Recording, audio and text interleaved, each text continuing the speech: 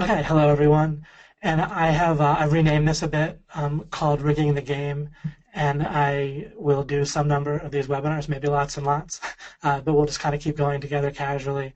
I have lots to share, a lot I look forward to discussing with you guys. I thought of hey Marcia, how you doing? And before I pressed record, I said hello to lots of people. It's nice we take a few minutes and just kind of say hello, gets me going. I thought I would, if anyone's relatively new to my stuff, first I just have a little quiet chuckle for you, and then I'll re-explain my training that I give you in the following way. There's always a new way to try to explain it, what I'm going for. It's not exactly mindset. It's hard to, like when they talk about me kind of in the upfront marketing for OMG, they usually just kind of refer to me in passing, which is good. It's part of my plan. But they might say like David talks about mindset or something, but it's not really that. Maybe mind frame is an okay way to put it. But let me put it this way. I want you to reach an ideal where the only thing going on in life is that you, like regarding anything that you kind of going after or whatever, is you feel you might not yet know the tactics that you need for the result. Otherwise, however, you feel consistently calm, confident, and not stuck, not frustrated, afraid, angry, that sort of thing. Okay, so a calm confidence where you have your meta strategies in place, you have your kind of framework in place for really kind of understanding how life works, believe it or not. It's a little odd at first for me to introduce myself because what I'm talking about is usually something outside of the context of what we even consider in order to rig the game, but it really is the place to rig the game, even more so than mindset. Mindset is ultimately more like a tactic. And generally when you are hearing from people about success, you're generally hearing from people who are successful by whatever measure, and they're giving their opinion on how they got there, right? And that's usually going to be some form of perseverance and belief and so forth. But that doesn't really get all the way deep into understanding things, and so I come at things from a bit of a wider angle. But with what I'm going to be showing you, and you can imagine if you can get to the point where all you're ever really missing is just the tactics to achieve your goal, but otherwise you have a great sense of how to frame things, how to approach things otherwise. And there's even a few things today that I'll talk about where there's all kinds of ways to go wrong with just trying to be positive, right? And that often doesn't really cut it, right? And often we can hear the mindset and hear people talk about why they were successful, but somehow we're still not a millionaire, right? Or maybe we are, but our relationships have issues. Or maybe we have a great family and lots of money, but we still just get pissed off all the time and frustrated, or whatever it might be. And then even if you have it all together yourself, then at least we can collaborate on how to get everybody else in the world to that place, right? So even if someone's ultra successful, then we have lots of work to do to help others, right? So one way or the other, no one has it figured out enough yet because there's enough people suffering and just feeling upset constantly. Where from my relative to what I think what's possible, people are like even pretty happy, successful people are upset a lot, in my opinion, compared to what they need to be. Which is also just always related to inefficiency and not being very adaptive and so forth. And then going on here, just a little bit more on this slide. And in practice, where you generally make good decisions, have adaptive responses to people and situations, and you basically win all the time. All right, so that's pretty much what the point here of rigging the game is. And so let's go on then to the next slide. Whoops, that is not what I intended to be the next slide. That was from last time. Let's pop down here. Okay, let's skip right down here to the takeaway for today. And another thing about this Rigging the Game series is I will look to have a kind of explicit takeaway that I am explicit about, as I just said, and I'll kind of mention it in the beginning, of course, mention it throughout, and then recap it at the end. But then separately, I have decided I do want to be building towards an overall model, or even we could say unraveling one or more knots, like KNOT, kind of either unraveling or building a model towards that ideal that I talked about, towards understanding things like that you're not your mind and what that means, and the ripple effects of that logically and so forth. Understanding priorities and boundaries, like I started talking about last time, right? In essence, this slide that I referred to last time, if we can continue to unravel and understand a formula for success, which is going to boil down to learning to think exclusively, in one sense, in terms of priorities and boundaries, and not be confused by other things when it comes to your planning and acting and achieving goals. And you want to have clarity and accuracy regarding your priorities and the boundaries in which something is a priority. And I'll continue to explain that throughout the series, as I did in the previous webinar last week called Mastery. And then there's a method regarding knowing and understanding that I'm not going to get into too much right now, but that I want to continue to unravel and build for you guys. And then there's a model for understanding the world and more, where we're really understanding our mind. Part of rigging the game means going out into the context of the game, right? Not letting the game be like dictated to you, right? Or the rules be dictated to you in a way where you are not set up for inevitable success. You want to make sure things you rig until you're going to have inevitable success. And when you're doing that overall, you've got to understand your mind differently than people normally do, even differently than books talking about how your mind works. They don't really talk much at all about what we really need to understand about our mind and our relationship with our mind. And as long as people incorrectly identify with their mind, your mind is a non-conscious mechanism that's like a goal-achieving mechanism. It being non-conscious, that isn't us. And so if we identify with it, we come to all sorts of wrong conclusions, and our mind gets confused, everything gets confused. And in a kind of deep background contextual level, people are confused a lot because of this fundamental mistake.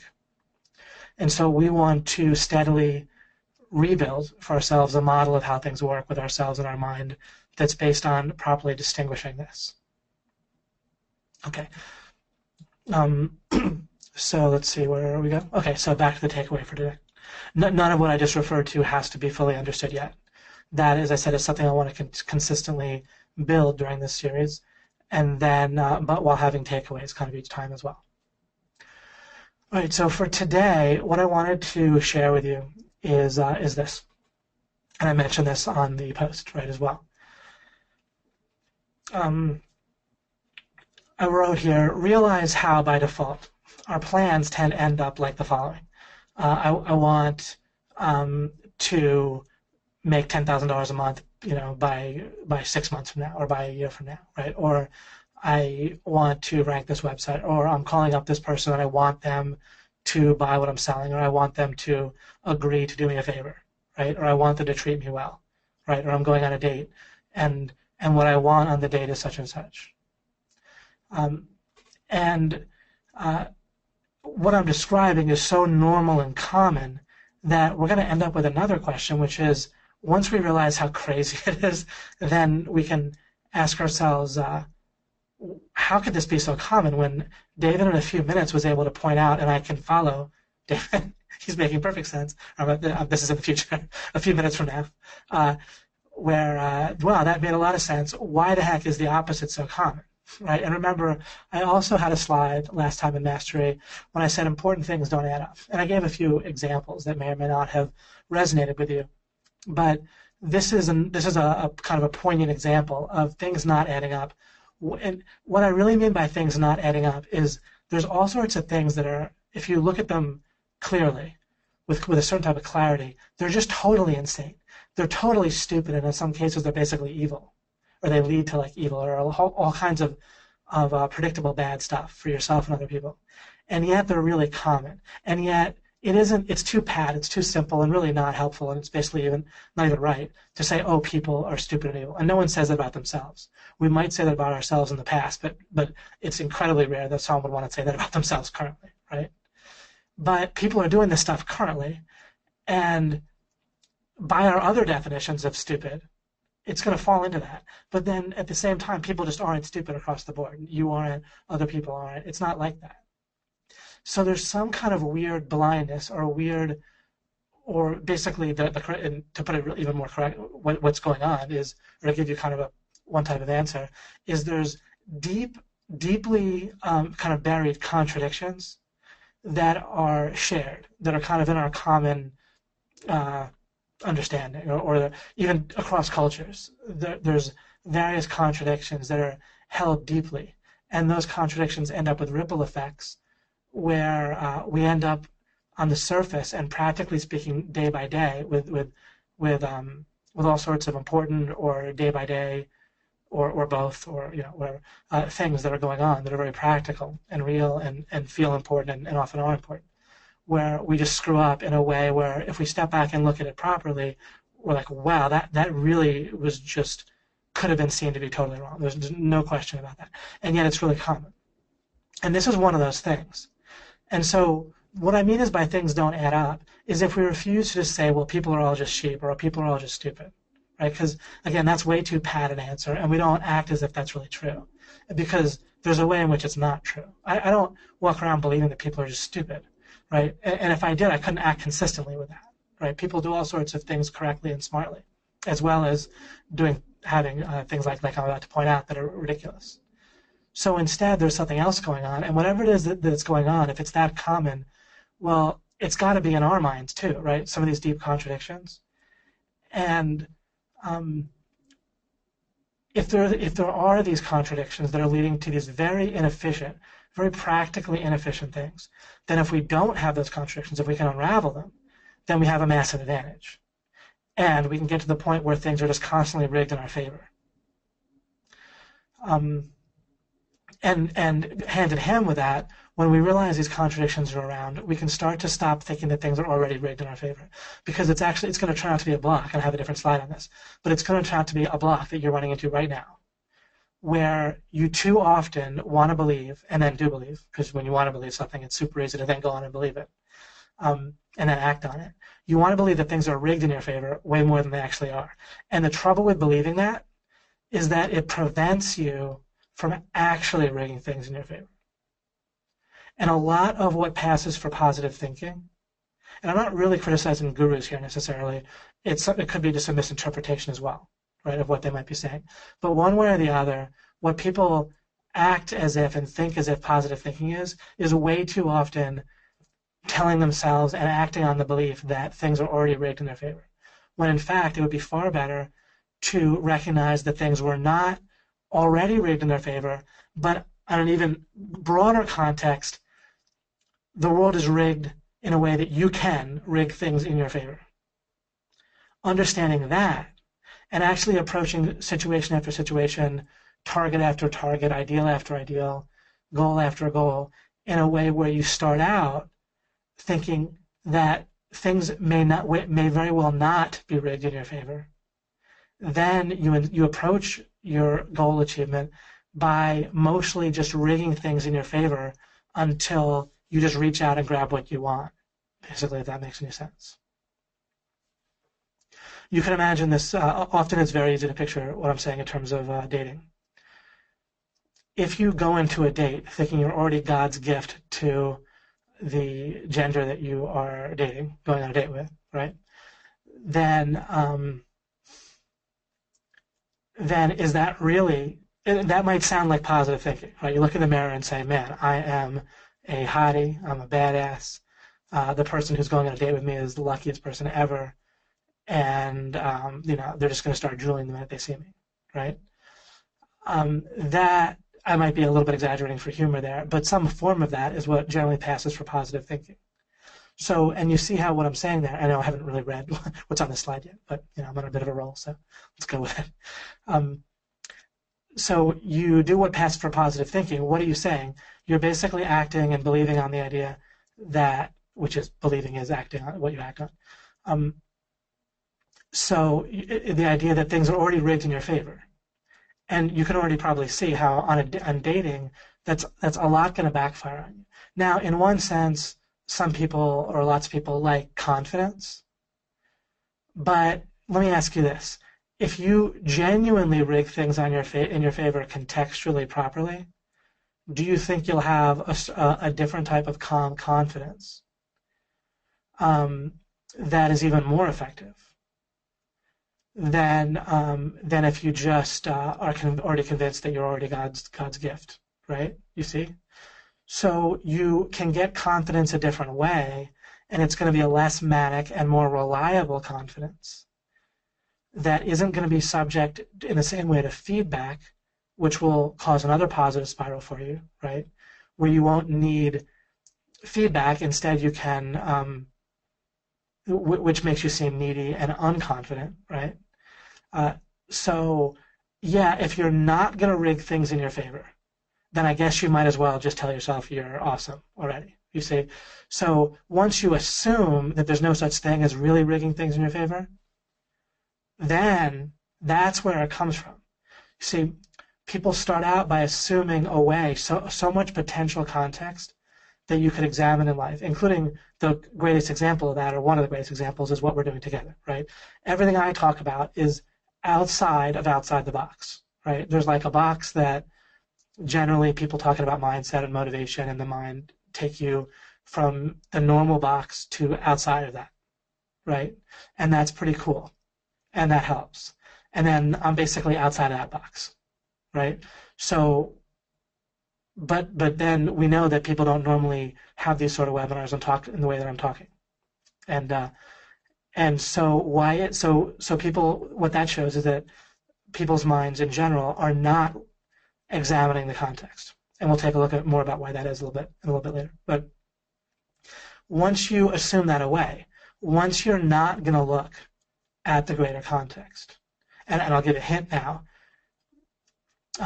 At first, you have to go through like a seeming valley, like from one mountain peak to another, better one. You have to walk through a valley to get there. In order to seek understanding, in order to examine the greater context, you have to first potentially feel out of control, because there's so much there. You have to be okay with gazing into the great unknown and feeling that you don't know. And that seems like something to be avoided to people. So that is what people are shying away from. So in order to avoid that feeling of losing control, of embracing this, not embracing even the unknown, but embracing genuinely not knowing, it can be hard for people to genuinely ask the question, maybe I'm just really unattractive right now.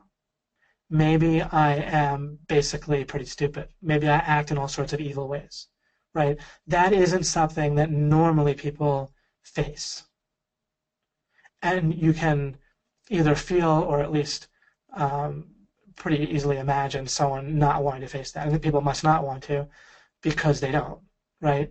But as soon as you don't face that, you're cutting off also all sorts of context for yourself. And so once you cut off the ability to, or the awareness to look around to the greater context, you cross off the idea of really rigging the game properly. And you have to just hope and believe that the greater context that you're afraid to look at is already rigged in your favor. And now that's where you get how people act normally, is where, right, there's this seeming illusion, there's a seeming valley, right, or whatever, keeping people from looking at the greatest, the final context in life, the greater, and even a little bit out of the box often, because out of the box means embracing not knowing, and our minds are rigged to help us feel like we know, so that a little bit like the reason why you'd put blinders on a buggy horse. There's a good reason for it, but we're not supposed to think that we are our minds. And so we actually feel like we want the blinders because our mind will actually give us a sense of unease if we look around too much. Looking around is associated with it doesn't get you an A, right, in school. It doesn't get you any kind of good feedback from other people generally. The effects of looking around and then you find something good, that might get you good feedback. But if you're like in a group of people planning and you start getting people to try to look at the greater context and say, hey, maybe we're all stupid and evil, or maybe by default we're going to act stupid, and maybe things are rigged against us, guys. Maybe by default we just really suck, and maybe we need to examine the greater context. And then they say, well, what greater context? Just like, I'm not sure. We need to embrace not knowing, and we don't even know what we don't know at first. And we need to even ask, what are we missing? What is it that we don't even know that we know? How do you think your team members are going to react towards you? Right? Generally, we're probably picturing not all that well. Right? Despite the fact that that is by far the best thing to do, I guarantee you. And I do that consistently. It's okay. I've been there, done that, and it all works out like gangbusters. But I also would suppose that if I was in a team, doing that explicitly like I just described, I would pretty much not do unless I had a plan for the reaction, right? If I said that, but I wouldn't expect them to react positive, right? And again, that doesn't add up, does it?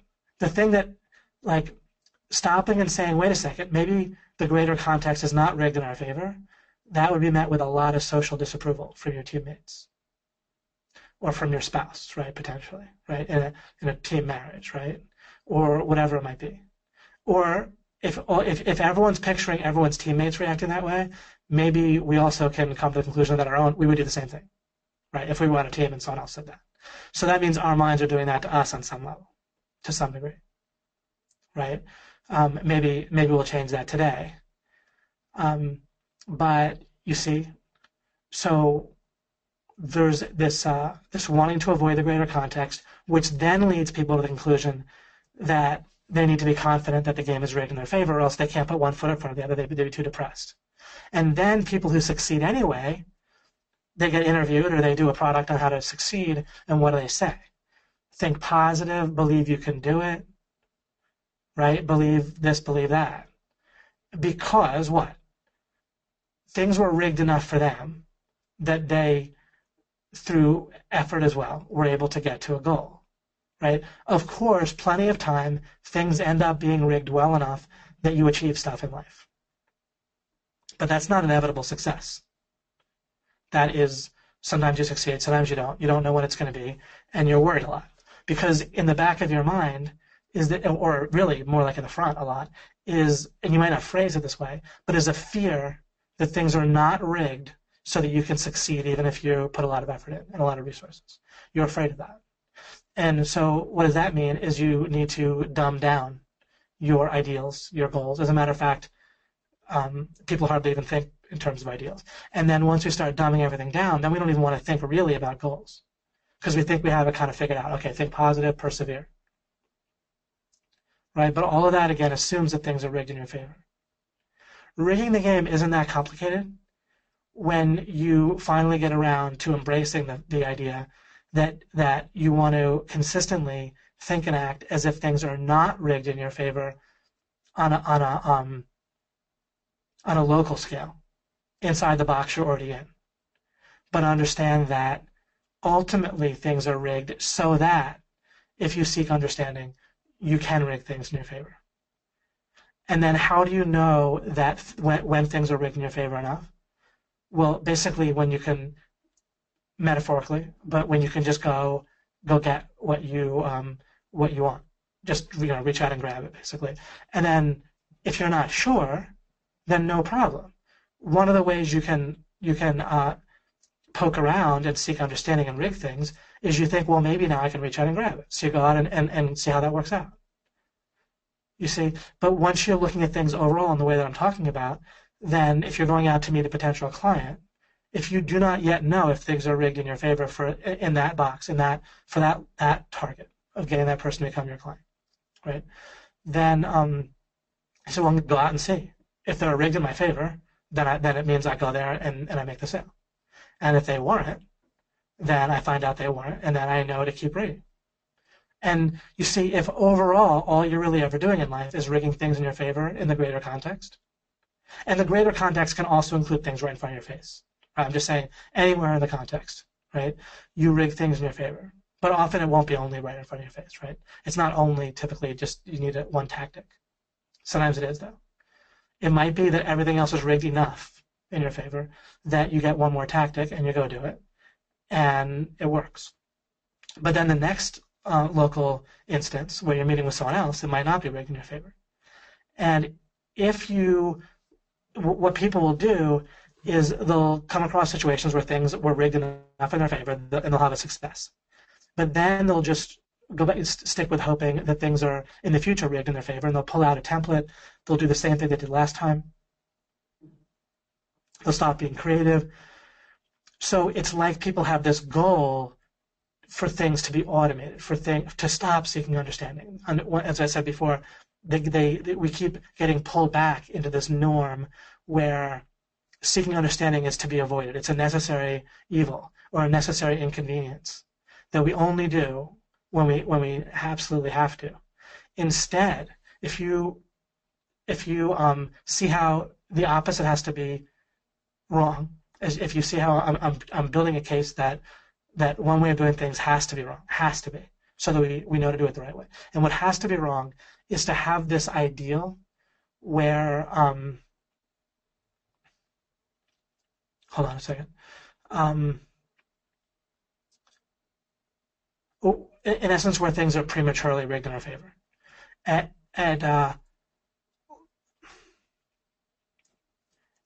In one sense, having an ideal that things are all rigged right in everyone's favor is okay in an ultimate sense, but being in any kind of rush to get there, like trying to get done with rigging things, right? Because here's another way to put it. How do we get to the ideal of things being all rigged right for everyone, where by default people just are happy and have good stuff and don't have bad stuff, right? We do it by one process, which is we keep on rigging the game contextually until we get there. In other words, we're always going to be rigging the game contextually until we arrive. So, but there isn't something other than rigging the game contextually, in a sense, right? We're not done until we're obviously done. So you'll know when you're done. Everyone will be okay. Until then we know, in one sense, to always be rigging the game. I'll just say something here as a quick aside, just to now or at some point eliminate the confusion.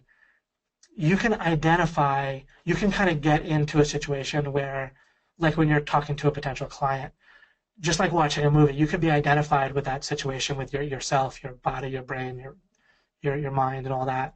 You can dip into where you're not contextually rigging the game, but you understand that that's temporary and that you're going to constantly be going back to rigging the game, right? That one parallel track in your life is always going to consist of rigging the game more and more in your favor, and embrace that. You can embrace that right now, right? Because it makes sense. Or at some point it'll make sense. Either it already does, either the way, what I mean by makes sense is just kind of a casual way of saying something more specific, which is the opposite of doing that is to prematurely stop rigging the game contextually and just basically lose sometimes and win sometimes. And other people, including part of losing might be other people suffer, right? Because don't we sometimes react in ways where it hurts other people or it's suboptimal for other people, right? Or there's things that we could do for others that we're not able to do because we're too weak or too burdened, right? Including myself. So losing means other people we care about lose too, right? And if we haven't rigged it all the way, then we're going to lose sometimes, right? Those are logically identical. We haven't rigged it all the way. So that means we can lose. You see? So until we must necessarily win, we keep rigging. And if you're not sure, then you keep rigging. You keep understanding. And all I'm doing is really using a different term for seeking understanding, but not really a different term. I'm building this out in a way where you can understand it more from another angle, right? From a whole other angle, by thinking of it in terms of rigging the game. But this is what I've always meant by seeking understanding of what's good, true, and important, and so forth. And this is what I do, and it works just so incredibly well. All right. So maybe I should take a look at what we have on our slide here.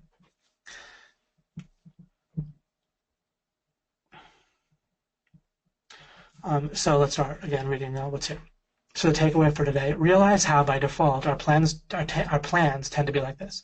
I want, I hope, I expect to have a goal, or I have a goal for X. Right? I want this person to like me. I want to make a certain amount of money. I want to rank this website, and they're often tied to some sort of time frame, right? But the weird thing is, and this I refer to this, but let's just stop and really ideally get a sense for how crazy this is.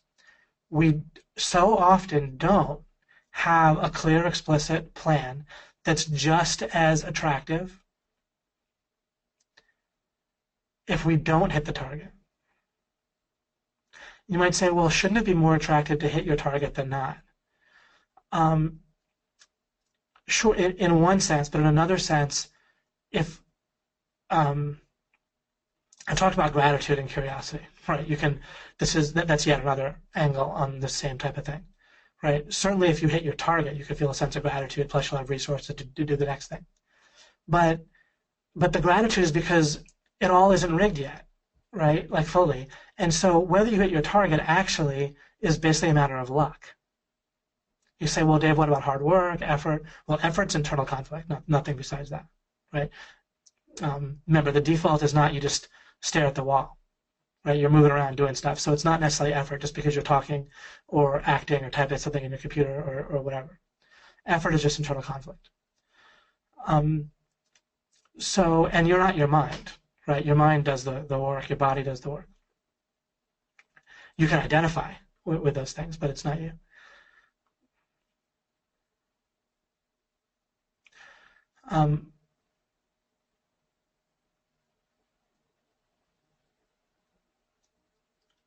So you deserve credit for rigging the game as much as you did.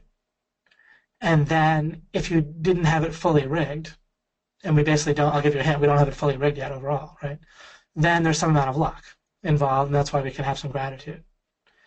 And you can say, well, David, I don't believe in luck. Well, I mean, obviously you either believe that everything in the world is under your personal control now, not even potentially, but already, or else you believe that some things are out of your control, right? And if your goal, and then if you understand things right, basically everything is out of your control in a total sense, right? Even driving to Starbucks, something could happen that could stop you, right? You're not 100% assured to get there. That's even obviously a very simple result, simple target to hit that we all hit pretty regularly, right? I know I do. But it's not fully within your control, right? You could fool yourself into thinking it is, but it's not.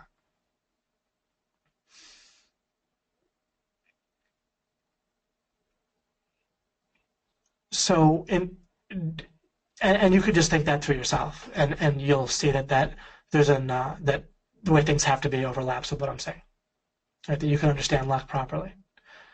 Do you rely on luck?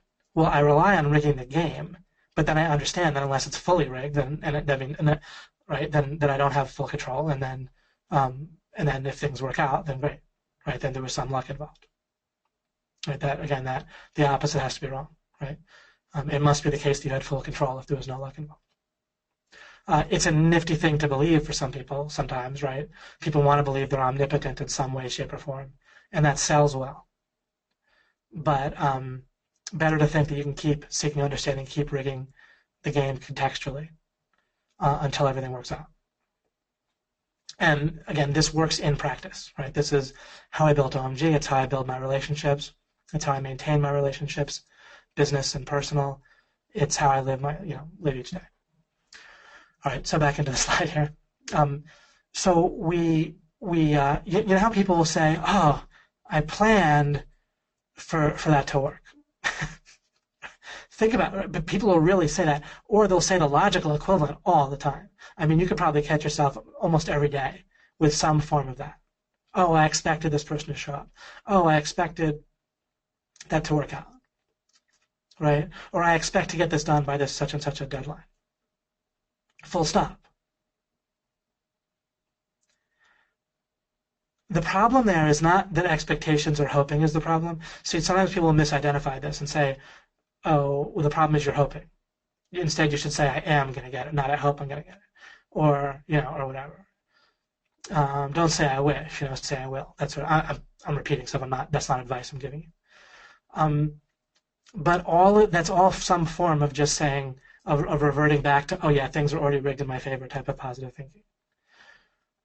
What I'm talking about is that in addition to saying I expect such and such, then you need to complete the sentence and say, and if I don't hit that target, if that doesn't happen, here's what I'll do.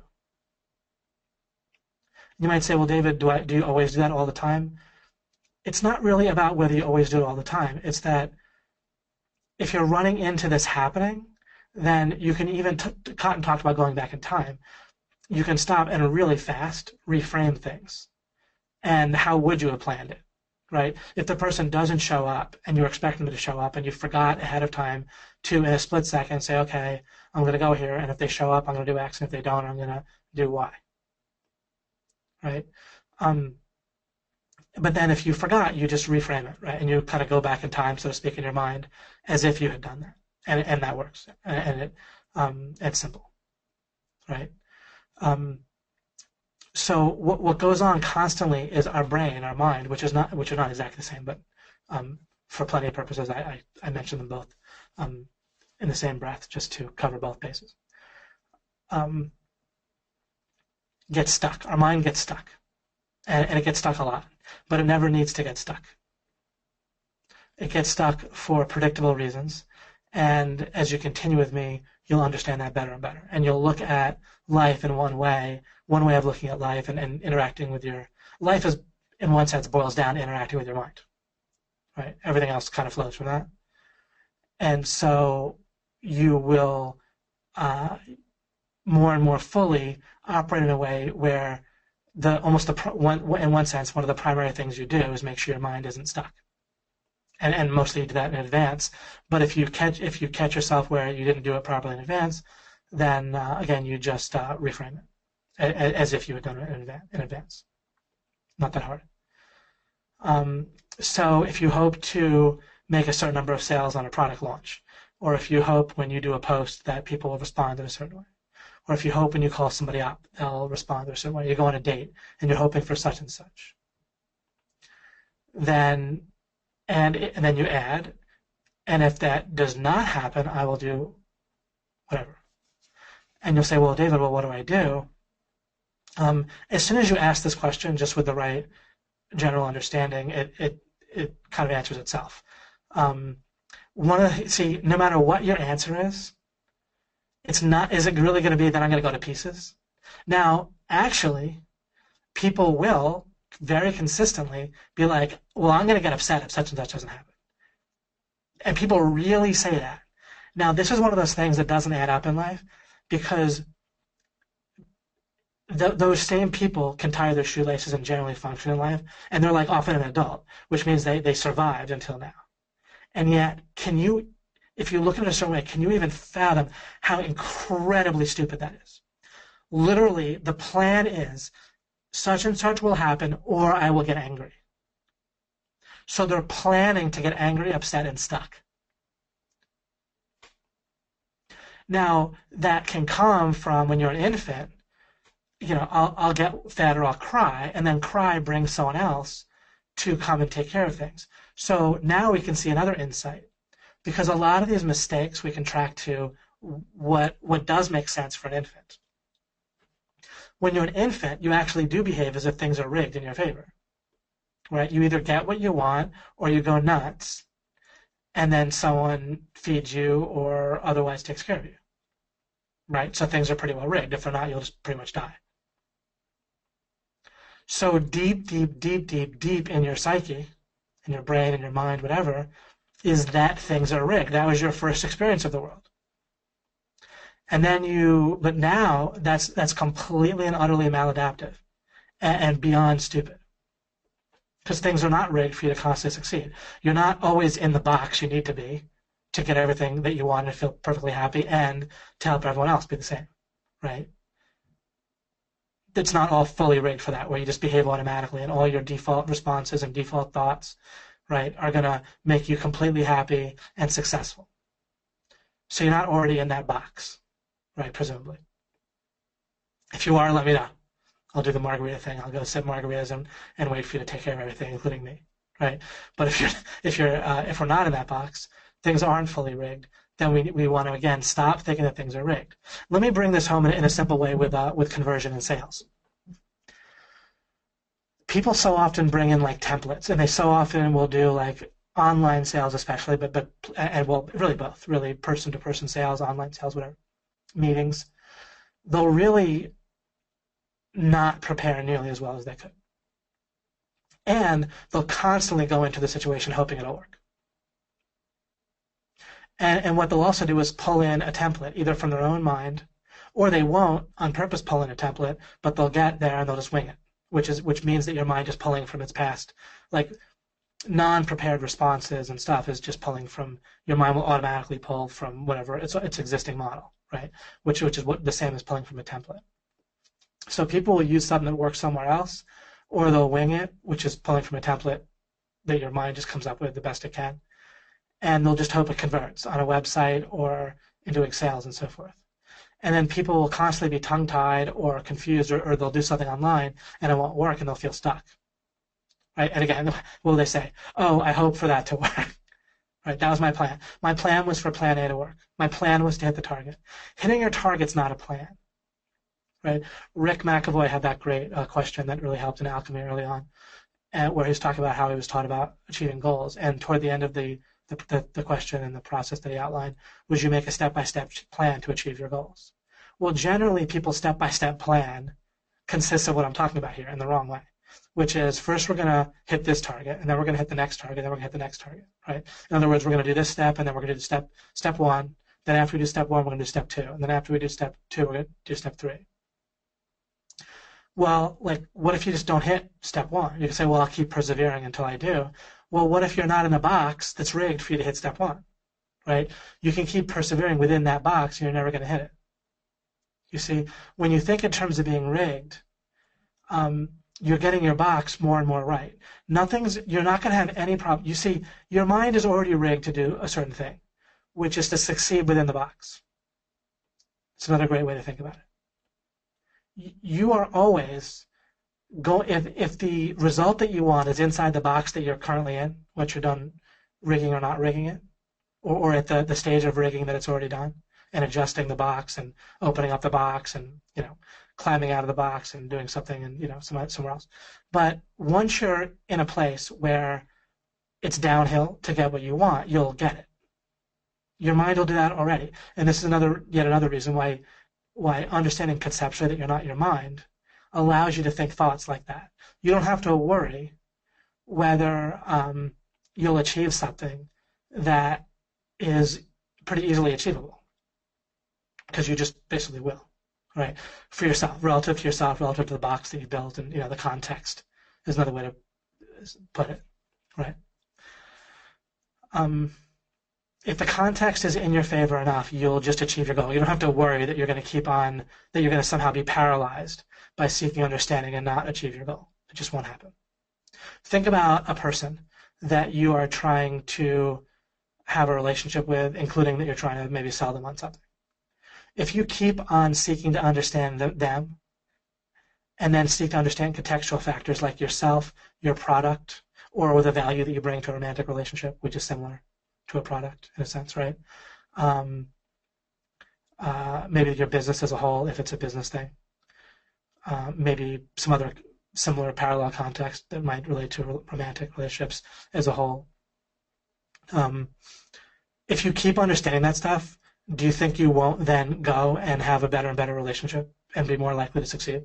Right? You're not going to understand what is really important to your romantic partner. Let's say you realize that they really want a particular type of candy on a particular day.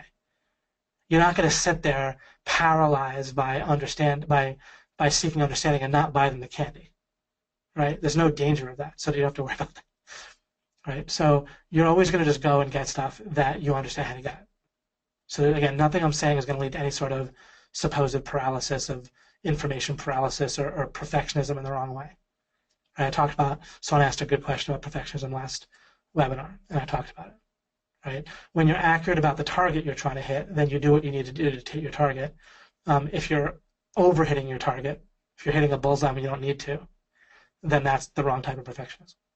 Right? If you're hitting a target that no longer is relevant, or artificially restricting the target for no good reason, then that's the wrong type of perfectionism. Okay, so from now on, forevermore in your life, either in advance or reframe when you spot it, you will, you can expect whatever, because it's fine to plan, right? Like, it's fine to plan for something happening. So if I think someone's going to show up and I'm going to have a meeting with them, then obviously I show up for the meeting, right? In other words, I act on the idea that the expectation will happen, right? I have to have some sense of how many people are going to sign up for our coaching program, right, in this coming year, because I need to plan for it, right? If I plan for like 2 people to join, then that could be an issue, right? If 2,000 people join. If I plan for 200,000 people, that could also be an issue if 2,000 people join. So, or if you don't show up for a meeting, that's obviously ridiculous, right? So it's perfectly fine to act on the idea that your expectation will happen. And I mentioned this idea of expectations versus betting in the previous webinar called Mastery. Very quickly, but I had the slide up there, and I said I'd talk about it more later. So you can bet or act, right? Life makes you place bets in a certain place rather than somewhere else, constantly, right? You have to act as if something is true, but that doesn't mean you need to only have a plan for it happening and not have a plan for if it doesn't, right? Once you look at it this way, it's kind of funny, right? Like the idea that you would plan for one thing to happen and have a zero plan for if it doesn't happen, when of course it might not happen, is really silly, right? It should be beyond stupid, and yet it's exactly what people do. And on top of that, people will like plan to like not have a plan and just plan to be angry and kick up a fuss. But again, it's understandable in a sense when we see that actually works when you're an infant, and so it's buried deep in there. That's the box you started in, but then people haven't realized to get out of it. They haven't realized because why? They artificially restrict with boundaries that shouldn't be there, thinking that they might have super, super freaking stupid stuff left in their own mind. That's so stupid that it's outside the boundary of what we're willing to believe about ourselves. And so people never discover it, and so they remain in that way, blindingly stupid. Right? I mean, I don't even know how, I just can't help it. It's just a plan for such and such to happen, but people do it all the time. Or they'll be upset or kick up a fuss or just feel stuck. When once you just get the hang of it, or even already maybe, you might say, wow, it's super easy to just ask the question, so what will I do that's constructive? Or you could say, now, if what you will do keeps giving you like the wrong answer, like I'll be pissed off, right? Or I'll feel upset or I'll feel confused, then ask it differently, right? There's a difference between positive statements. I've mentioned this before in different training. Positive statements are really not the place to look. Positive questions, on the other hand, are super.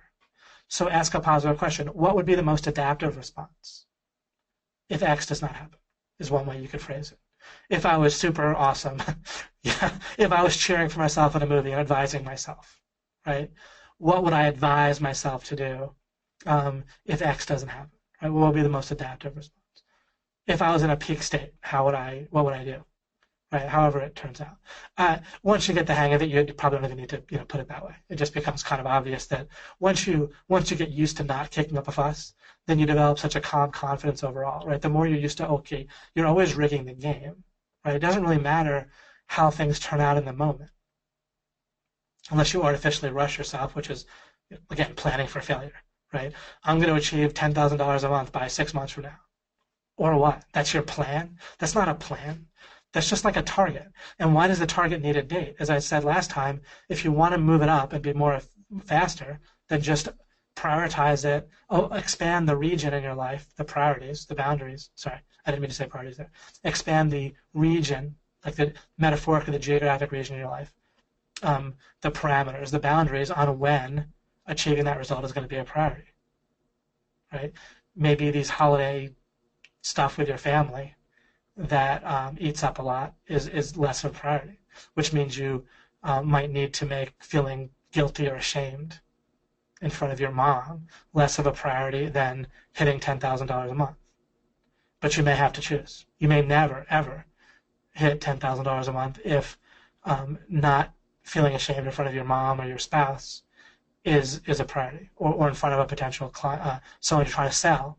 You may never be able to sell properly if achievement and the benefit that they're going to get from you as well for being your client, right, is less of a priority than your own sense that again, you don't feel kind of ashamed of failing, right? But this all goes together, because once you have a plan for what you're going to do, when your mom says, "Oh, but I planned for you to come visit me for the holiday," then you can at least say in your own head, well, okay, I'm not going to be ashamed. That's my mom being an infant and only planning for plan A, right? She planned for you to show up.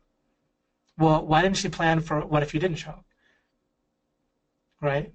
So you're just feeling ashamed in front of it, like in front of the thinking that your mom got when she was an infant and never overcame, never figured out of that box, right? But isn't it crazy, right? Literally.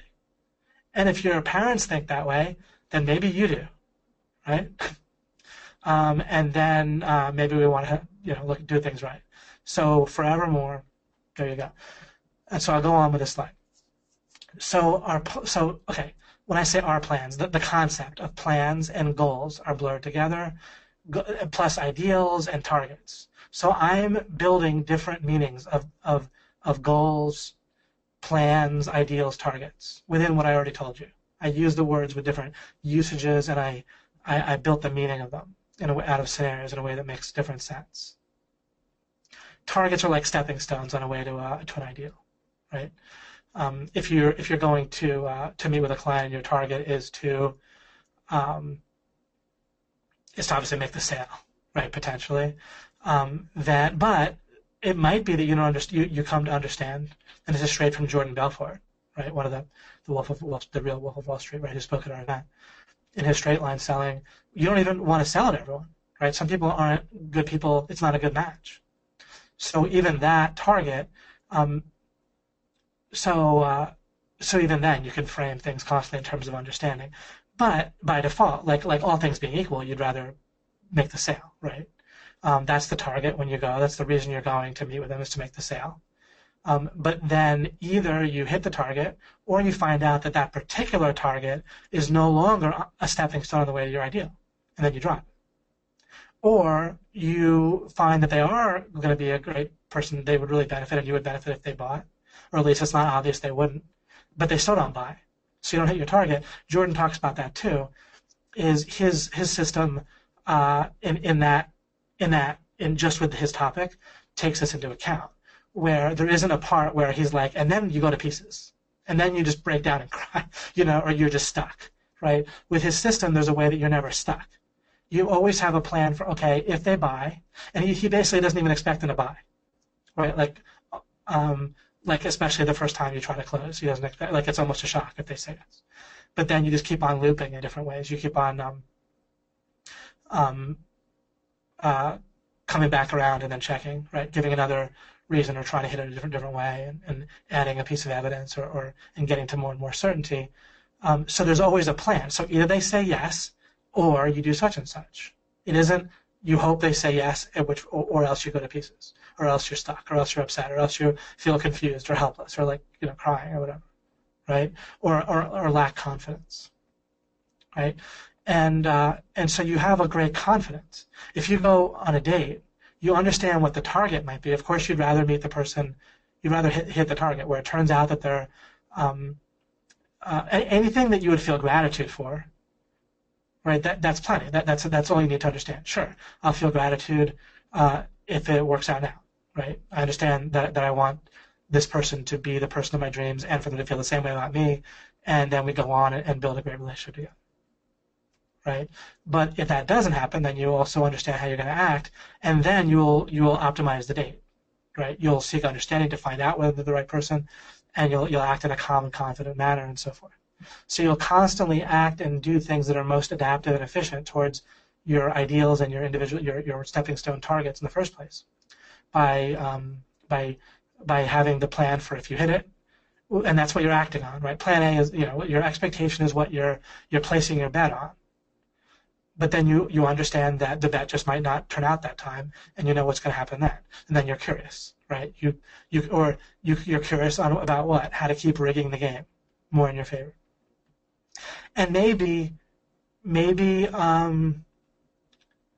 don't even need to keep rigging the game. Maybe you just need to persevere, right?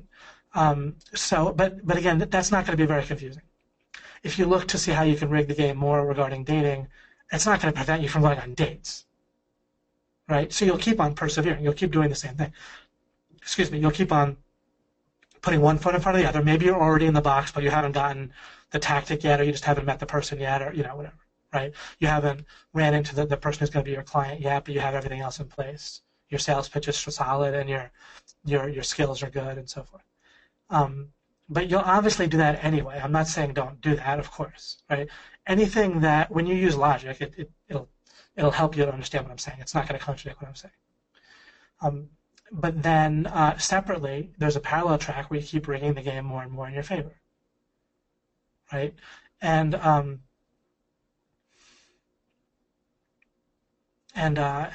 pretty simple.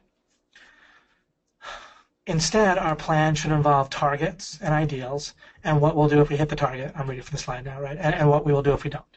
All as a process of successfully building towards the ideal, rinse and repeat. Right, pretty much what I said. Okay, excellent. I will possibly wind down a bit. Let me see a couple of slides here. Might just, oh no, I'll cover these next two slides here. If not having things turn out how you want causes you pain, then what's going to happen is it's not just that you're going to feel pain. It's that you're going to avoid the pain of not. You're going to plan in a bad way. That's going to cause you to organize or shrink your life to try to avoid having that happen in the first place, right? Like if your plan is that you'll go and you'll talk to a client and the potential client and you'll make the sale. But if it's going to be painful for you, right, if you don't plan for what you'll do otherwise, then basically you'll end up not wanting to go meet them, right? Or not wanting to go do the thing that happens before you meet them, not wanting to meet potential people that then leads for you to make appointments, right, phone or in person or whatever. You see, so that's why people end up shrinking their goals, right, their targets and so forth, or shrinking a target could be misinterpreted, but I think you understand what I mean, right? You basically shrink your goals. The most common meaning of what shrink your goals mean is what I mean here. So they'll diminish themselves, right? They won't shoot for things to avoid the pain of failure. But then all they had to do to avoid failure is to understand that betting on something, acting on the idea that someone's going to show up at a meeting by showing up yourself, is totally reasonable, and then you just have a plan psychologically and actually for if they don't show up or if they don't say yes when you try to sell them. Simple. Then the pain's gone. Pain is going to just relate to your brain mind getting stuck. It's just afraid of getting stuck. Right? I talk about it in a different way in my video about fear. So all you do is plan for both the thing that you're betting on and the opposite if it doesn't happen. Easy. And the plan, if it doesn't happen again, isn't a plan for how you're going to instantly succeed. Right? Like there is no plan if the person doesn't show up for the meeting or if they say no despite your best efforts to sell them. There's no plan that's going to lead to them saying yes in the next 5 seconds. Or there's no plan if they don't show up that's going to lead to them showing up in the next 5 seconds. Right? So your plan is just overall how you'll proceed in an adaptive way with your life if what you're betting on doesn't happen. It doesn't mean, it's not even your plan to like right away hit your target or hit your target the next day. It's just a plan for what you're going to do. Other than, because if you don't have a plan for it, your mind will instead just kind of get upset, right, and go back to like infancy by default. And that really happens, right? It's like kind of shocking, but that's really how people constantly act. And they'll really say stuff like, oh, I planned on that happening, right? Or again, your mom or dad or whoever saying, oh, I expected you to do that. Full stop. So they literally had no plan, right? No one would ever say that in that way, ever, unless they did something so astronomically stupid in the first place, which is to plan for one thing and not even plan for the opposite happening. Unthinkably stupid, except for it's totally common. And then, because, however, it's common, if not meeting other people's expectations causes you pain, and this is a tough one, and I'm not perfect with this myself, but by being aware of it and working on it, I'm way better than I was, right? I'm not like dictated nearly as much. Because again, you realize this, it's just a person, it's just the same way as an infant crying. You learn not to go to pieces, right? Like if an infant cries, like even if it's your own, right? Or a young child or whoever, right? But then the older they get, the more you can feel like guilty and ashamed, like maybe it's you, right? And then when they're an adult or they're your parent, then you can feel guilty or ashamed if you don't meet other people's expectations, or your spouse, right? Or your business partner or a client or whoever, right? It's the idea of feeling publicly ashamed is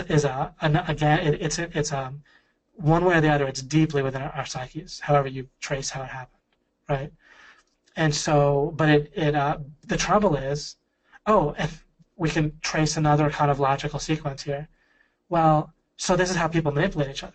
By getting angry, and because people feel this strong avoidance of not meeting other people's expectations, then it actually works, in quotes, for people to just get upset if they don't get what they want. Right? Because then that triggers guilt or shame in another person, and then that person is more likely to behave in a way they want and do what they want. But it's ultimately very maladaptive, because you trigger guilt or shame in your spouse constantly, and you're going to get what you want in the short term, and it's all going to go to pieces in the long term.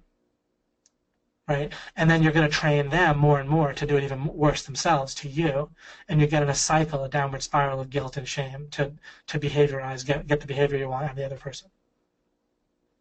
You see? So it's a terrible road to go down, but it quote-unquote works, right, in a certain way.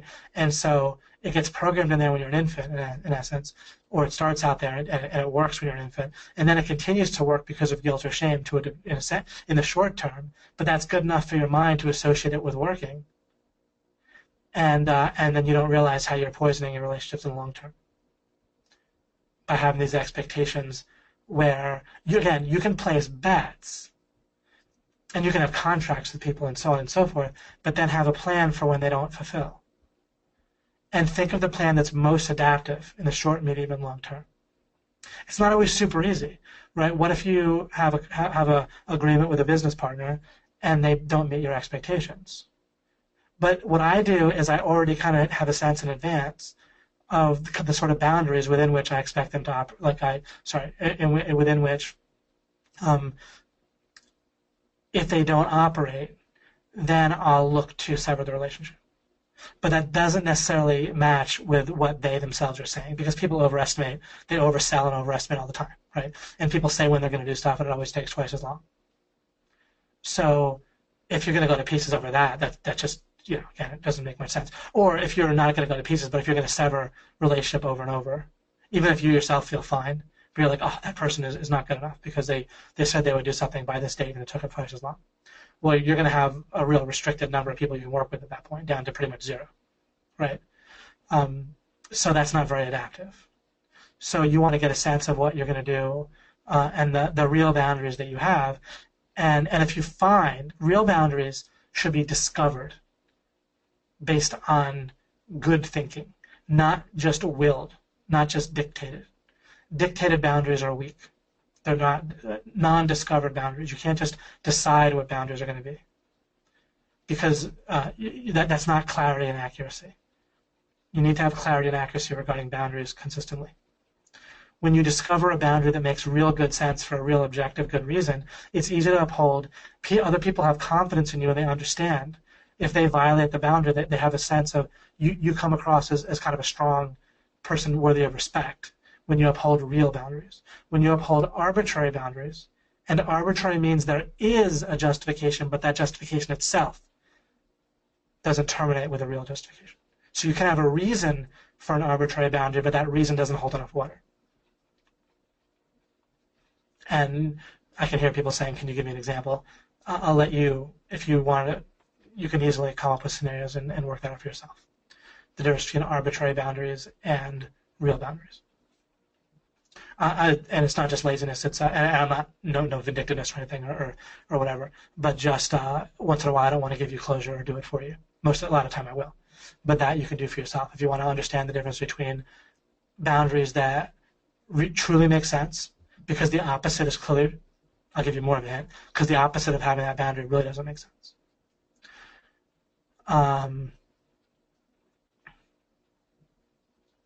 Like if after a 2-week grace period a client doesn't pay you, right? That is all very reasonable, that it makes sense, because the opposite of that at some point doesn't make sense, right? And the opposite of they pay you within a 2-week grace period, or you have to sever the relationship, or at least put everything on hold, isn't that they don't pay you exactly outside of a 2-week period. It's that, well, you have to come up with some period, either 0 days or 2 weeks or something, and 2 weeks is reasonable. You have to come up with some reasonable grace period from 0 to something, and 2 weeks is clearly reasonable. And then at some point, if they don't pay you, you have to put things on hold, right? So that's clear. So that's a reasonable, real boundary that could be revealed, that you could figure out. Because the opposite makes no sense, right? Of they don't pay you and you keep on doing work forever, or that you don't have any kind of sense of what the grace period is, right?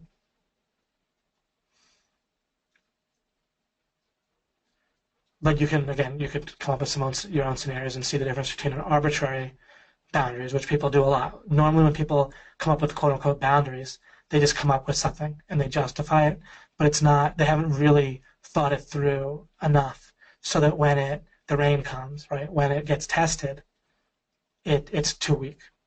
And then they think, well, maybe they're a weak person. You're not a weak person because a wrong boundary didn't hold up, but you didn't come up with a boundary properly. So your technique, your method for coming up with boundaries properly, revealing them and getting clarity and accuracy is weak. But that's different than being a weak person with weak willpower or whatever. Distinguish those two. Okay, I'll go fairly quickly to this final slide, at least expose you to it. All right. I'm taking kind of a deep breath on purpose just for your sake. Like I want you to do the same, just because this is all very related, but it's a little bit of I'm kind of stepping back a little bit extra with this slide, and this will be the last slide. So same topic, but just taking a second here.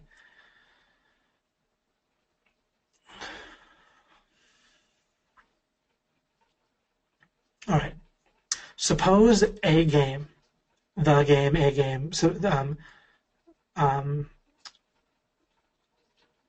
is the following way, or life is the following way.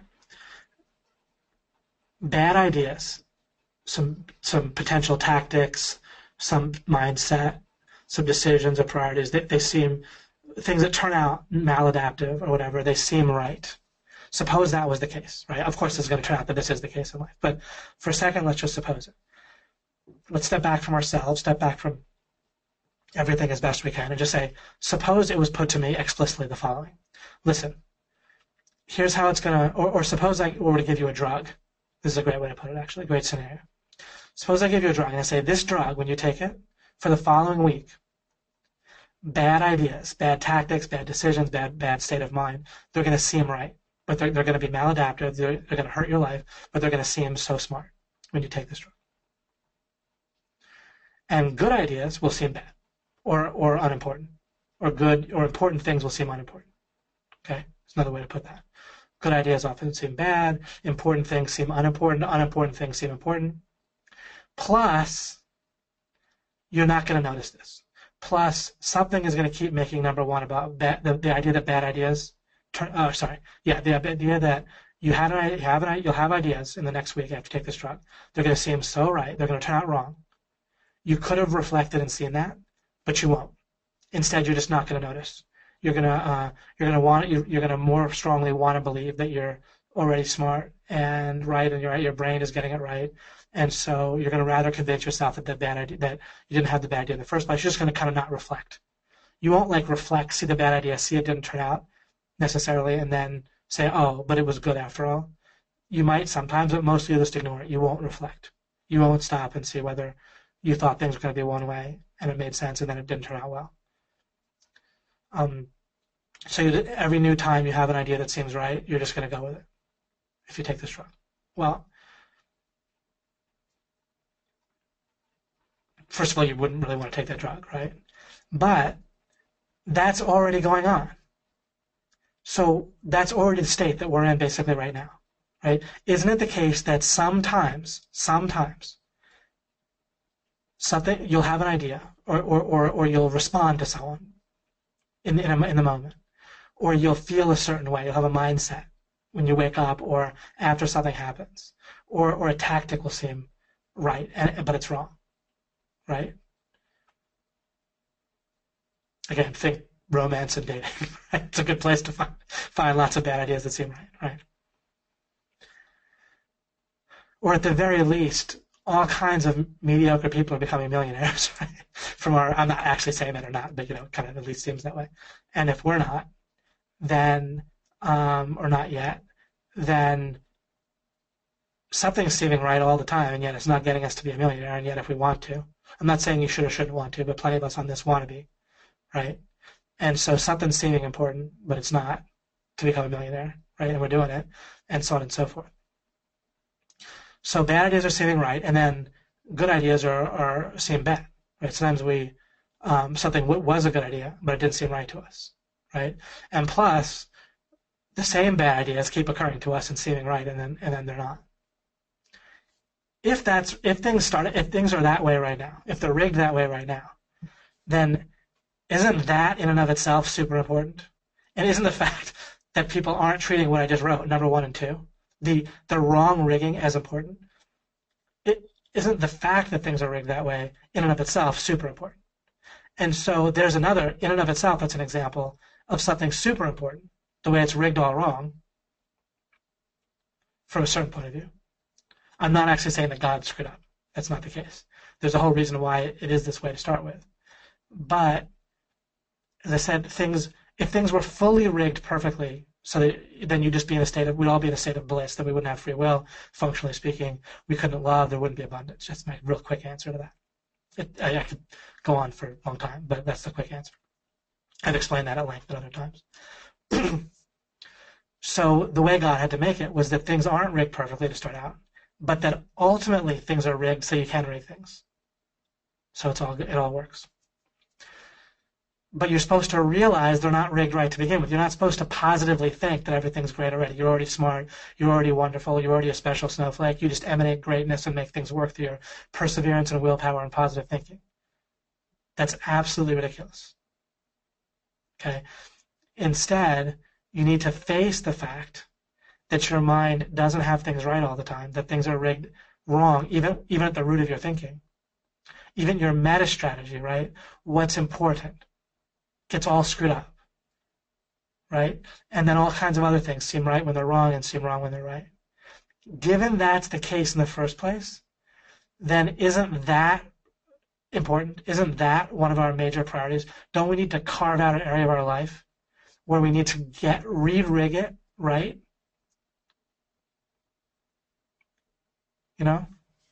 And not just in the box. Like, for example, here's what I mean by not just in the box. People will go out and they'll try to sell, and they'll not make the sale too often, and they'll realize that they need to improve. So people do realize they want to grow, but the problem is that growth and tactics aren't enough. That's where I come in. That's where we're talking here, all right? Because even given, in some cases, just learning the right tactics will do it for you when you're already in the right box, right? When the greater context is in your favor. But there's some deep things, just like I talk about the takeaway from this webinar, right? About how literally nonstop people plan for the thing that they hope to work, and that's it. And then they plan by default to get stuck and so forth, and all the negatives that come with being stuck if it doesn't happen the way that they planned. Right? A plan should mean a plan for X and a plan for not X. That is a plan. A plan for only X is just dumbassery, to coin a word, right? Or maybe it exists in the Urban Dictionary, right? It exists in my vocabulary, right? That's not a plan. That's just stupidity, right? I plan for X. I planned out my steps. Oh, nifty. Okay. You don't plan steps. You take a look at what's the next bottleneck. Or if there's 3 or 4 bottlenecks that you need to achieve your ideal, then pick one.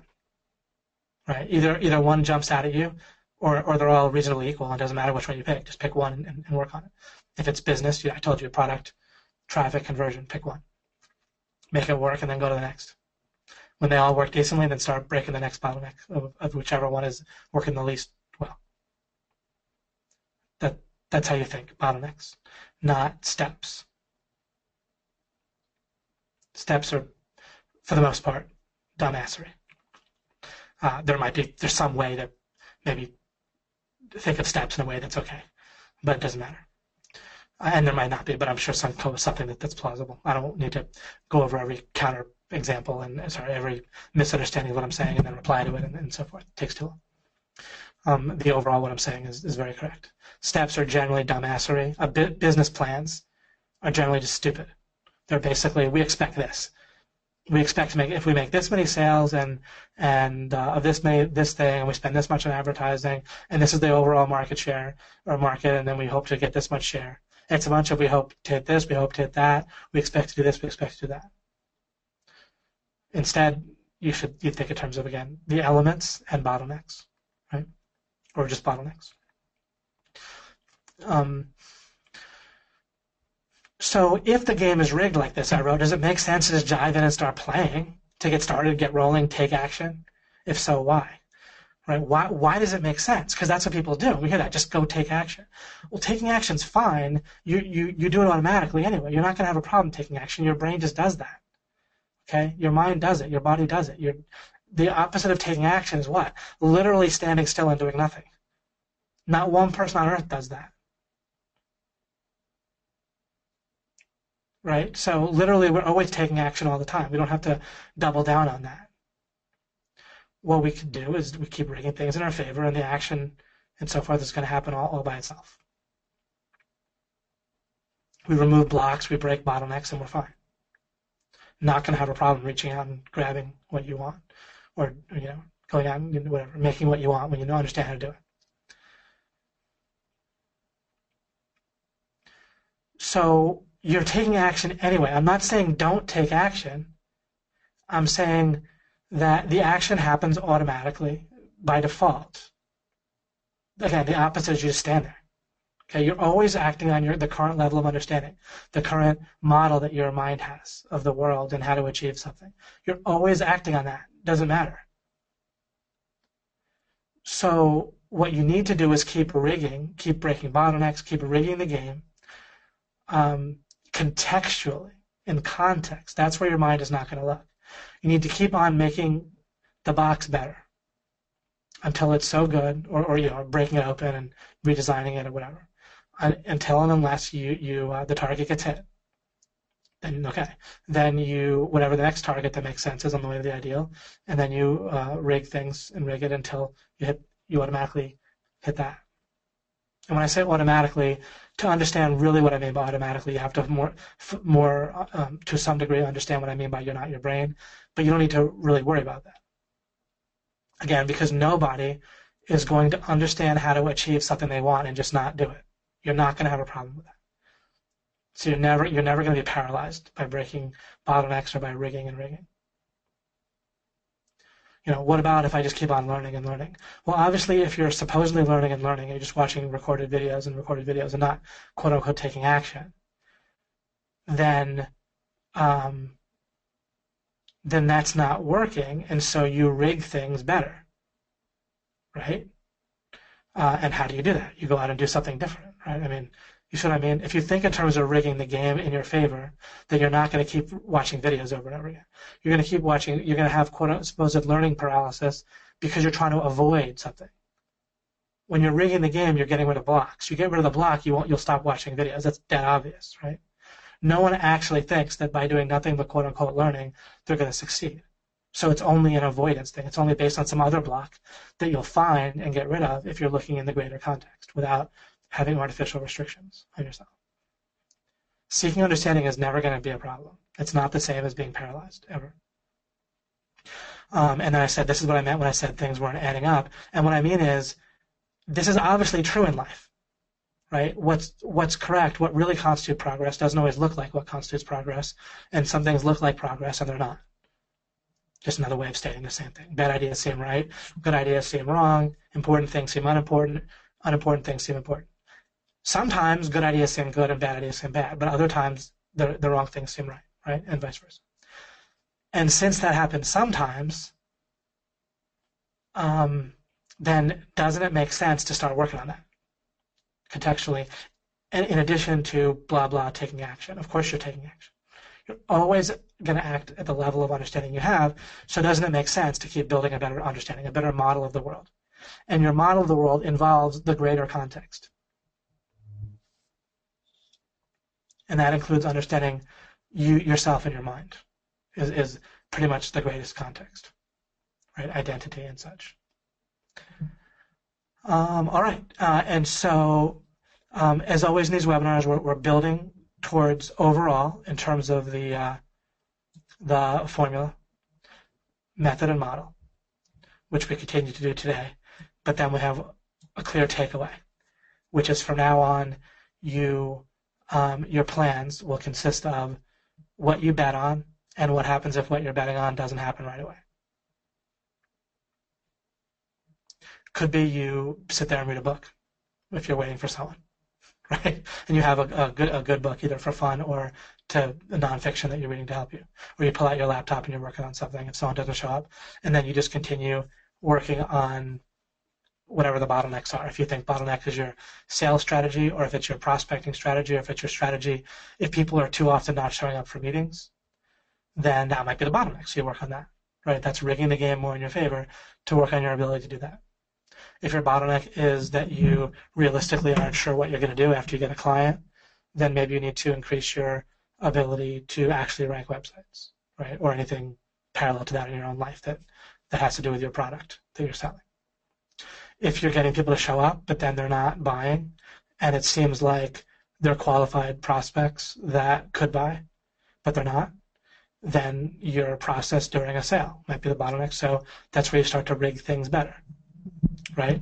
But overall, stick with me and these webinars together, because I will rig you in a deep level, because that greater context of looking at things in terms of where you have this calm confidence. Do you think you'll sell better if you have a calm confidence? Do you think you'll perform better overall with your products?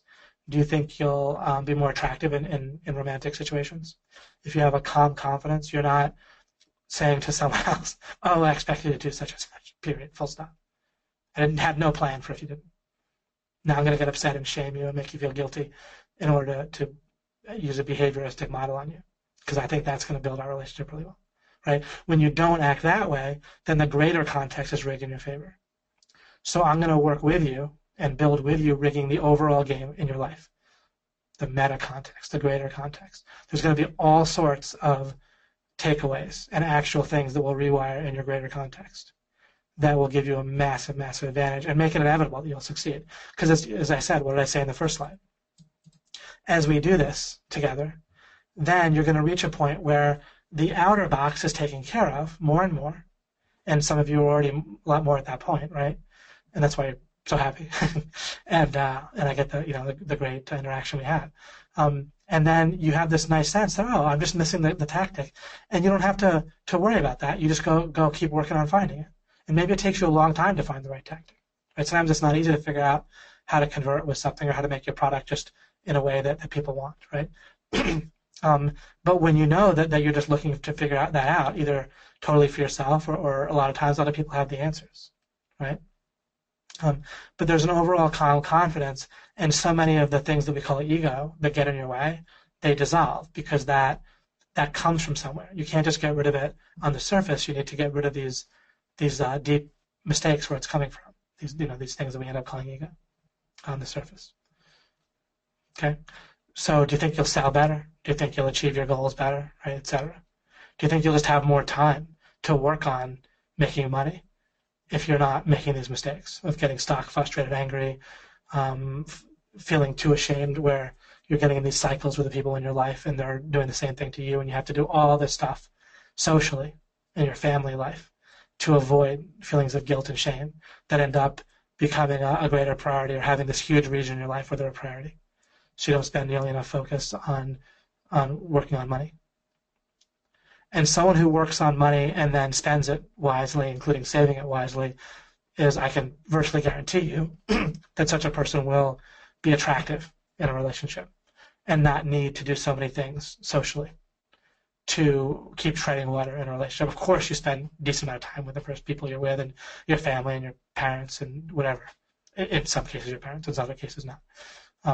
But I have a good relationship with my parents at this point. Maybe not when I was 12, but I do now. So you can do all that, but not where it's with the wrong boundaries. You will let the correct boundaries reveal themselves through clarity, right, and accuracy.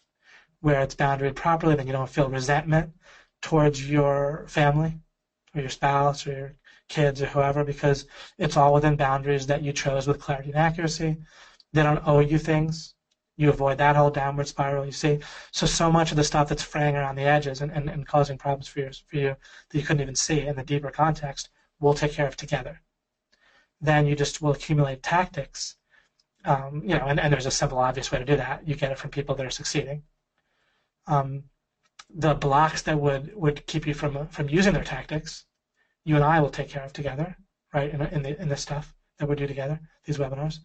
And then you get the tactics from people who are doing it, right?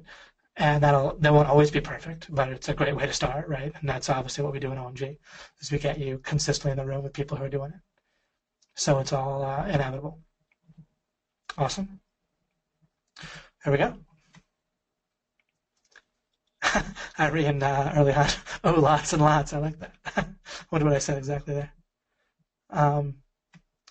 I like, but whatever you mean exactly you were referring to, Irene, I like it. So a bunch more hellos, and let's scroll down to the end and then go back up a bit.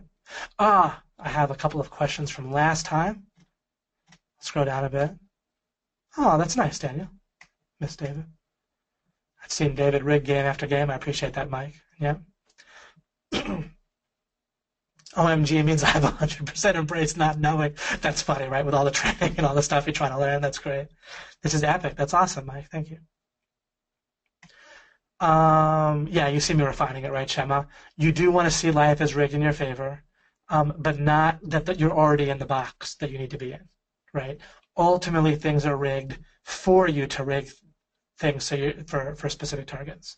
But you don't want to just, do the wrong type of positive thinking and deciding that, I'm already have everything I need to succeed. Well, sorry, in the box you're in, you ultimately do have what you need for success in the sense of ultimately being happy and so forth. Unthinkably stupid, excellent, boom. Boom. That must be what I was talking about. Stupid, great. Is that a word, dumbassery? I bet you it's in the Urban Dictionary. Oh, I hope Elizabeth found this. Okay, good. You got it. All right, great. So I'll put the link right here. Okay, no problem. Okay, so it's all a matter of putting the E as in easy. That's awesome, incredible. Thank you, David. You're welcome. What? I signed up for a digital marketing course and also received a life mastery course. Life has strange twists and turns, enjoying the ride. That's funny. Oh, and you're saying that as if other people are saying that too. You've known that for a while. Thanks, Mike. I'm glad. Insanely good, Webby. You're welcome, whatever that was.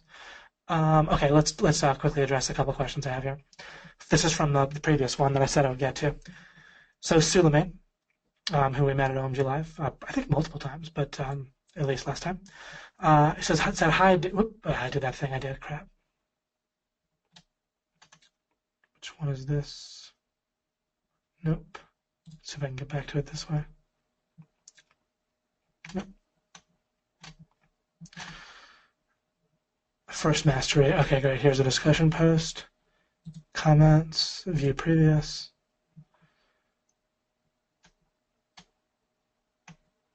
Okay, great. Here we go.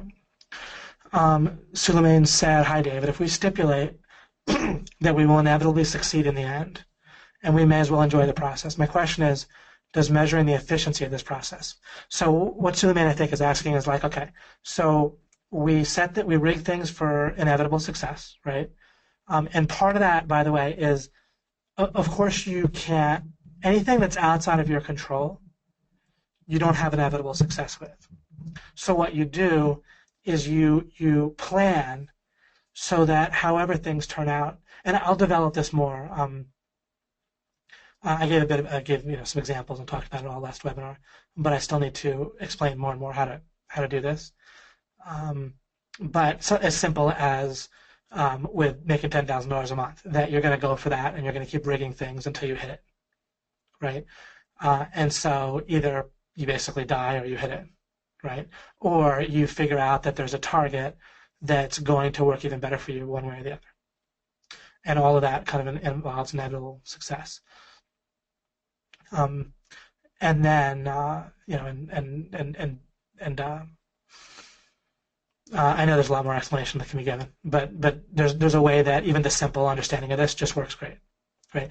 You don't need to tell yourself you're going to succeed ever when you don't have control. Instead, you can reframe things so that you're seeking understanding, or you're building, just as simple as the simple idea of the word building, or you're rigging until you hit the target, or until there's a compelling reason to go for an even better target. That's what I mean about inevitable success. And realistically, when you do that, you're going to hit targets all the time, right? You're going to just succeed and win constantly. But sometimes that's going to look like certain things. Obviously, as simple as you're talking to one particular person and it just might not work out with that person, right? Or a particular sale or sales situation or promotion doesn't always work out in the moment. But overall, you'll get there, or you'll get somewhere better, or things will end, but things may never end, right?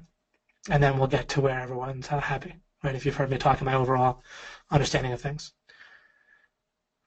Okay, so you actually don't need to stipulate, like the sense of that we're going, people that know me or have seen a certain amount of my training, they've come across me saying, overall, we're looking for everyone to not have bad anymore, and to just there could be ever increasing good for all. And so I'm going to keep going until we get there, and I have a credible plan to do that, involving removing contradictions and seeking understanding and sharing that. So since that's the only thing I need to inevitably succeed with, everything else ends up just being a target anyway. And then you pick reasonable targets. Generally, you'll hit them by rigging things. And you don't need to, of course, comment on this thread. Just comment on the main thread that we're on. I just referred back to this previous mastery thread for a couple of questions, 2 questions. And so everything else ends up being a target, right? As I said, a lot of them you'll hit, or you'll just you'll adjust, or you'll slightly tweak what target you're going for. Then when it comes to measuring efficiency, you'll see that that's going to boil down to seeking understanding.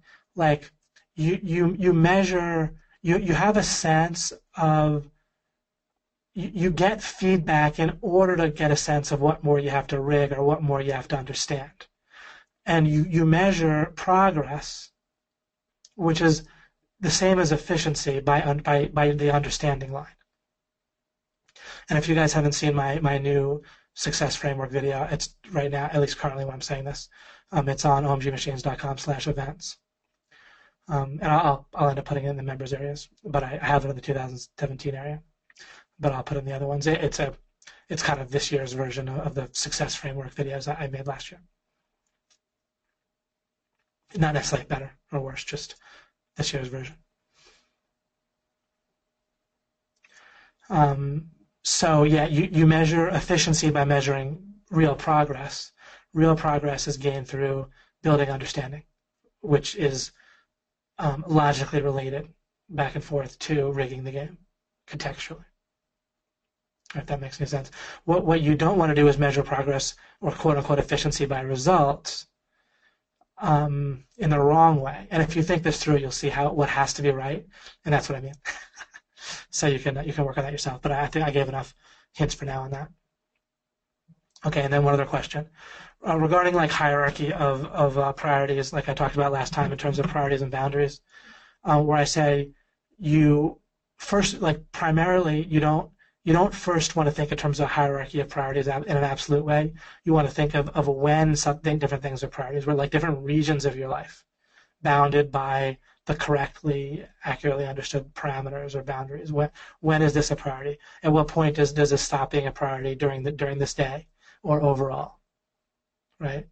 If you're a mother and you have a 1-year-old baby, then you might be working at home, and it might be that until your spouse comes home, then it's a priority to work on your website business with OMG, except if your baby starts crying. Except that you also carve out an hour where you spend focused on your baby without the or a few 5-minute segments, several 5-minute segments where you're looking in your baby's eyes, you're not on your cell phone and so forth. And except so when your spouse comes home, you might spend a bit of time with them, or not, or you find on average an hour a day to spend time with them. And I'm not telling you these are the exact tactics you should use. I'm just giving potential examples, right?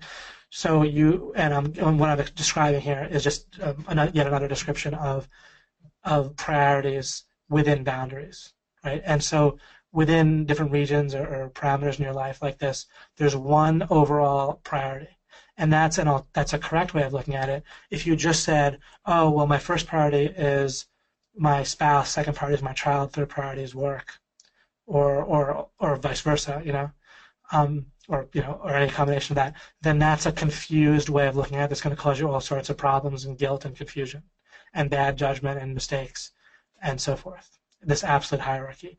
Instead, you want to understand the boundaries. Now, what you can have is a region of your life where, let's say, work is a priority.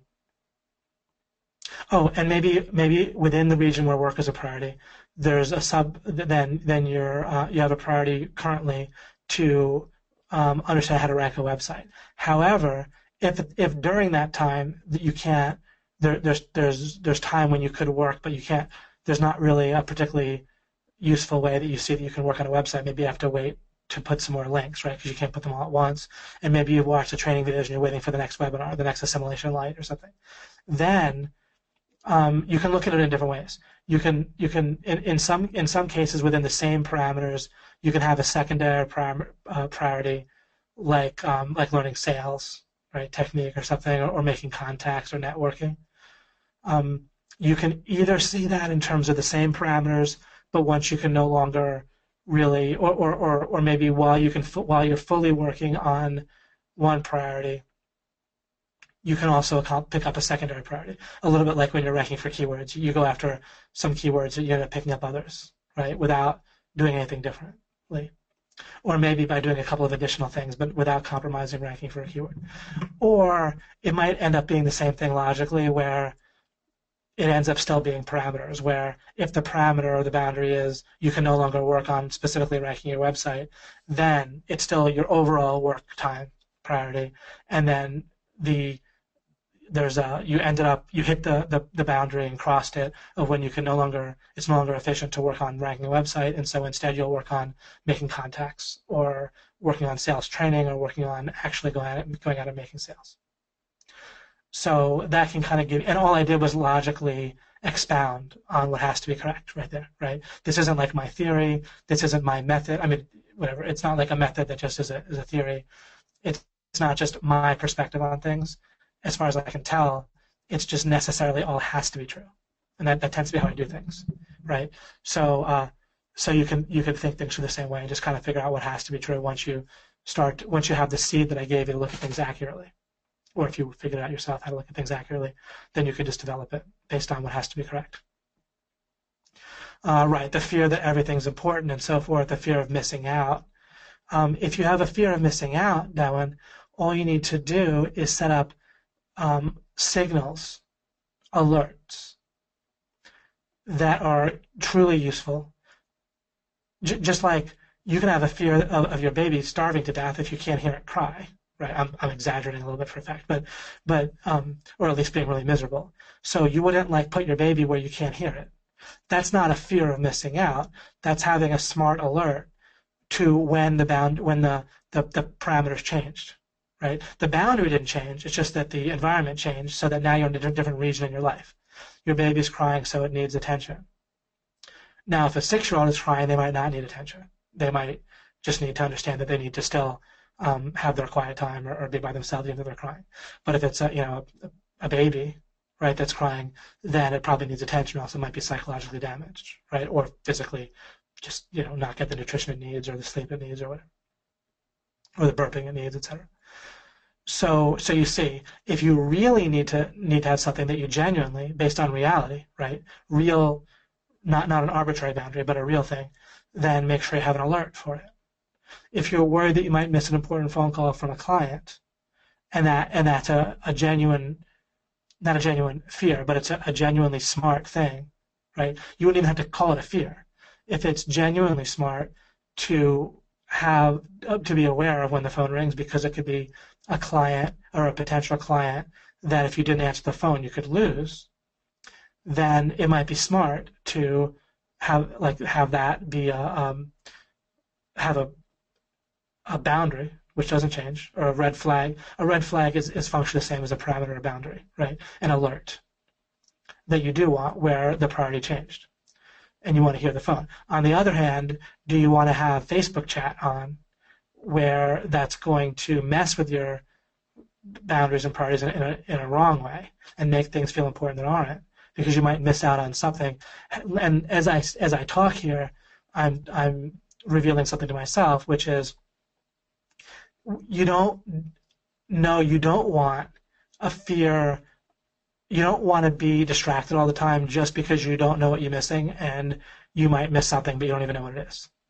You should identify parameters or boundaries of when you want to be alerted and when you don't, and set things up so that as best you can you're only alerted when you want to be.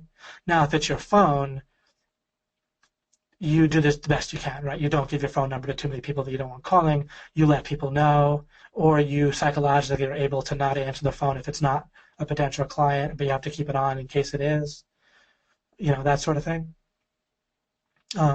But you do the best you can, or even if it's really distracting you too much, maybe you just need another phone, maybe $20 a month or whatever for an inexpensive, or even if it's 50, and you think about it just for your particular life, if it's worth $50 a month or whatever to have another phone where you have that one on but not your main phone, and you give that separate phone to potential clients or people that you do want to be alerted by, then the money you make back by having that extra focus and not being distracted might be worth it for you. And now you're just having an alternative use decision, and you're thinking smartly in terms of boundaries, parameters, priorities, right? But no, I wouldn't just have everything on, alerts, chats, phone, just because you might be missing something and you're worried about that. If you're worried that you might be missing something, then take separate time with like a notebook, maybe some coffee if you drink that and you want to. Other people don't believe in drinking coffee, whatever works for you, or whatever ultimately is right if you can figure it out. And then separately have a little space in your life where you're listening to your mind, you're reflecting and so forth. If you don't give your mind that space, I've said this in other ways, different times, if you don't give your mind a space to kind of talk to you and back and forth, and I kind of mean that simplistically, don't worry about who the real you is in that case, but just kind of the simple common meaning of what it might mean to kind of allow just kind of hear what your mind is saying to you. Then it will give you you'll have a general overall feeling of nervousness and unease that your mind will give you instead if you don't listen to it. So just take some time where you're not distracted. You don't have the radio on necessarily, unless it's background music that doesn't distract you. And it might be when you're driving, if that helps you kind of process things a bit. But separately, if you're worried about what you might be missing, then ask that question specifically and give it some time. Might not be every day, but at least consistently. And then that background feeling of unease will likely go away. So that addresses those pretty well. working on my outer box, figure out the how. Well, you're in the right place to do that, right? Each time we'll have a takeaway that's sort of like outer box, but it's going to make solid sense. I'll just refresh this in case here. And we'll go for a little bit of time here, and then we'll wrap up.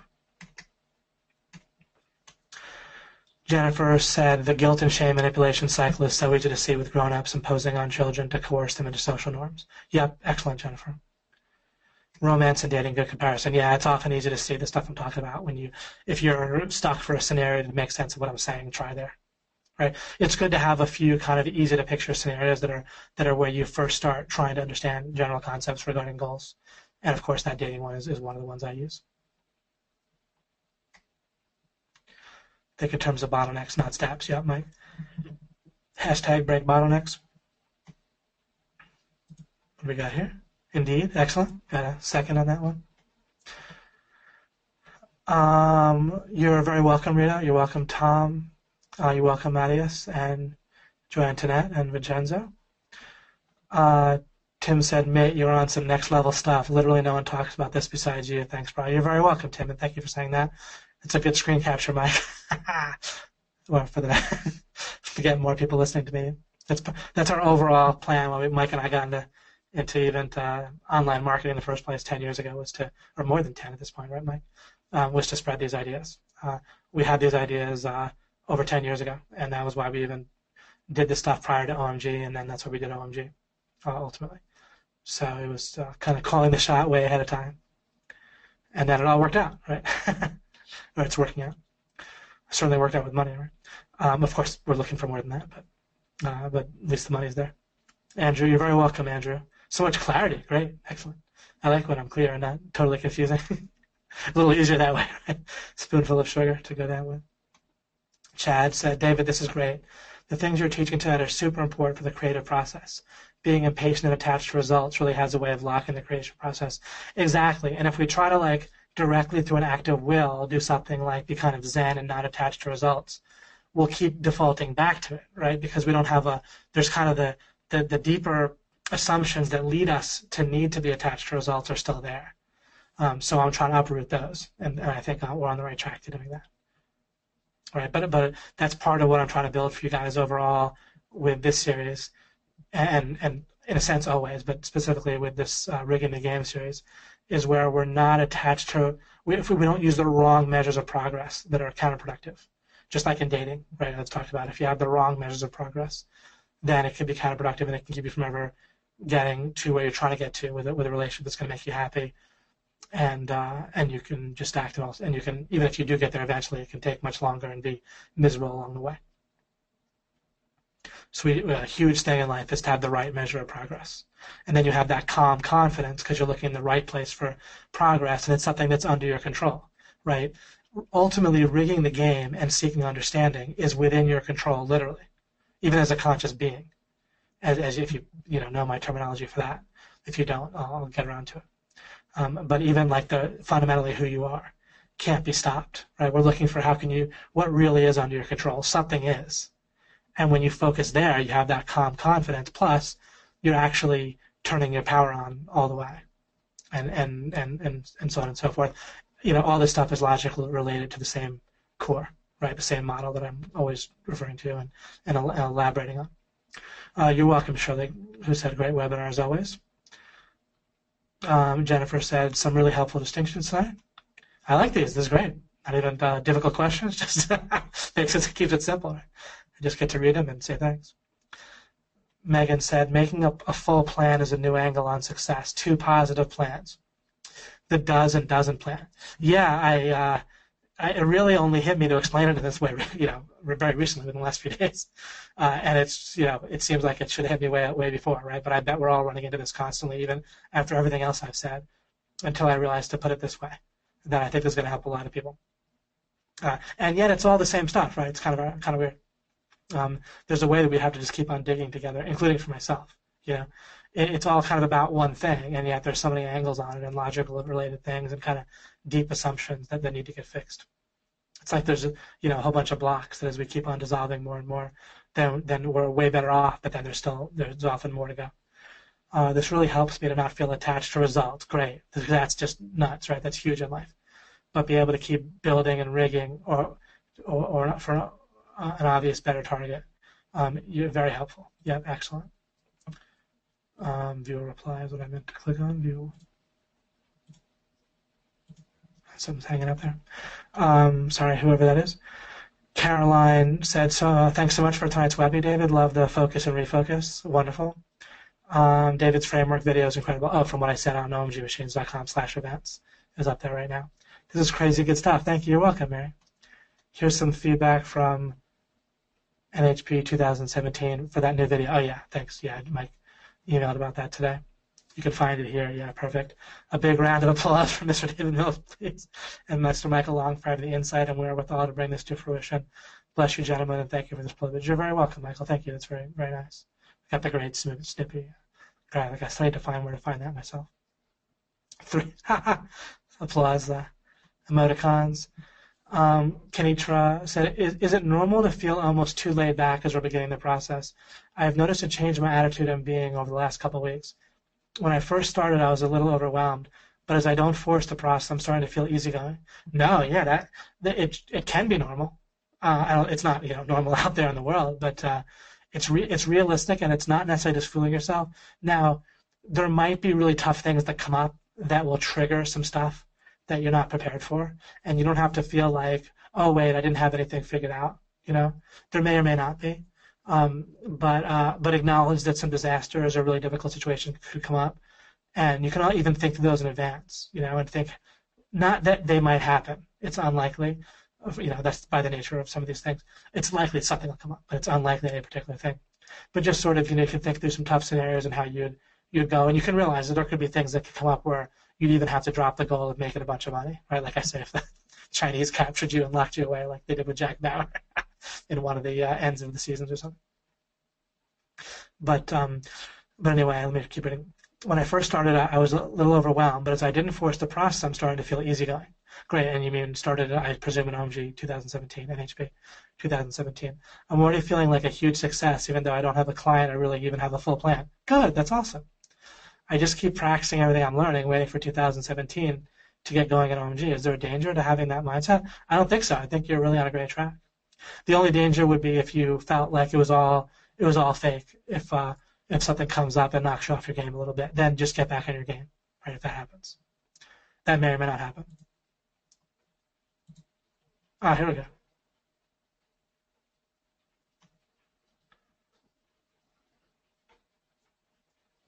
Great. Okay, you're doing well. Just a little Michael madness there. Let's see here. Michael Gagnon. Lately, I said to a woman I love her, and our life would be better together. And soon after, I thought it was a very stupid thing to say. I am backing up. Am I stupid or what? So what seemed like a good idea at first is not always a good one. Like you said, yeah, exactly, right? As I said, and another thing I said was if you look in terms of romantic relationships, it's a real easy way to find where good ideas seem like bad ideas and bad ideas seem like good ideas. And the point being that if that's the case, isn't one of the things, like if you were playing an actual game and things were obviously rigged against you, then I guess a lot of people would still just try to do the positive thinking thing. I could succeed anyway. What I would do is I would look to rig it in my favor, right? I would look to do as little as possible. I would look to prioritize. Here's how I put it. I would look to expand the parameters of where it was a priority to rig the game in my favor. I would look to do that as much as I possibly could, right? What that looks like in terms of money is by default, it may well be that things aren't rigged in your favor. Now, of course, in OMG, why is elitism a success, by the way? Because how do I look at things? Rig things contextually in every way I can, and so that things are rigged in your favor in all sorts of ways, including getting amazing people who know things that I would never have figured out and show you them, right? But that are really doing it and so forth. But anyway, if I was forced to play a game where things were rigged against me, then what would I do? I would do the minimum I had to do in the game or whatever, and the maximum. It isn't that I would do the minimum. It's that I would, logically speaking, do the minimum with everything else, because I would be looking to spend as much focus as possible on rigging the game in my favor, right, before taking other action. Right, that would be a priority as much as I could possibly do it. If there was some reason why I had to put some minimal effort into the game itself, so I wouldn't just be totally stopped, disqualified, right, or whatever, right. Right, if there was something where I'd be fully disqualified, where actually winning, things were rigged against me, but then separately I would get fully disqualified and couldn't even keep playing. And that's a metaphor for life, right? Like, make sure you can survive. But other than that, you really want to devote a fairly significant amount of time to make sure the game is rigged in your favor. And that might look like an hour every several days. Or it might look like 3 hours you can fit in every day. Who knows, right? And of course, realistically, that's going to look like listening to my stuff and thinking about it, right? It doesn't have to only be that, but unless to the extent that you might as well get caught up with where I'm at, right? Now, I don't mean to depend on me like a crutch, but let me help you as much as I can. And then, but right, just like life overall, if it's ultimately rigged so it can be rigged in your favor. Now, if it's rigged against me and I can't do anything to change that, I probably won't want to play that game. And I'd actually exited games like that, right? In real life, I've played games, but it's kind of rigged against me, and there's really nothing I can do about that. So then I look to not play it. If it's like money and taxation, I figured, how can I get out of the money game? Like, making money, in a sense, like being happy while making money. The problem with making money is that you need to cater to other people's priorities, right? Now, if you're not desperate for money where you have it taken care of, then you can do it on your own terms kind of fully, right? And also taxation won't affect you in the same way. So since there's taxation I can't do much about instantly, and since it means catering to other people's priorities, then I wanted to get to where I didn't need it. And so I looked to exit the game in reality. I couldn't just exit it through willpower, because with money, I don't know how to live, just like survive with any degree of comfort without like really freezing or whatever, without money and starving. There may be a way to do so, but for me it was kind of easier to just take care of money than to figure out some other way to live life without it, right? For others, maybe there's a way to join a monastery or some such where you can do that. But until and unless you figure that out, I just figured maybe I could just take care of money, right? As I've said before, with annuities and with planning in different ways, you can get it all figured out where you can take care of it. Not where it's fully under your control. If the world just went totally to hell, and but then you can't plan for that stuff anyway, right? You don't bet on it. You plan, like in the sense of, all right, if such and such happens, then I'll, call up my friends, right? Call up Joe Marfolli, who's sufficiently paranoid to plan for a lot of that stuff. So I make sure to stay on his good side, right?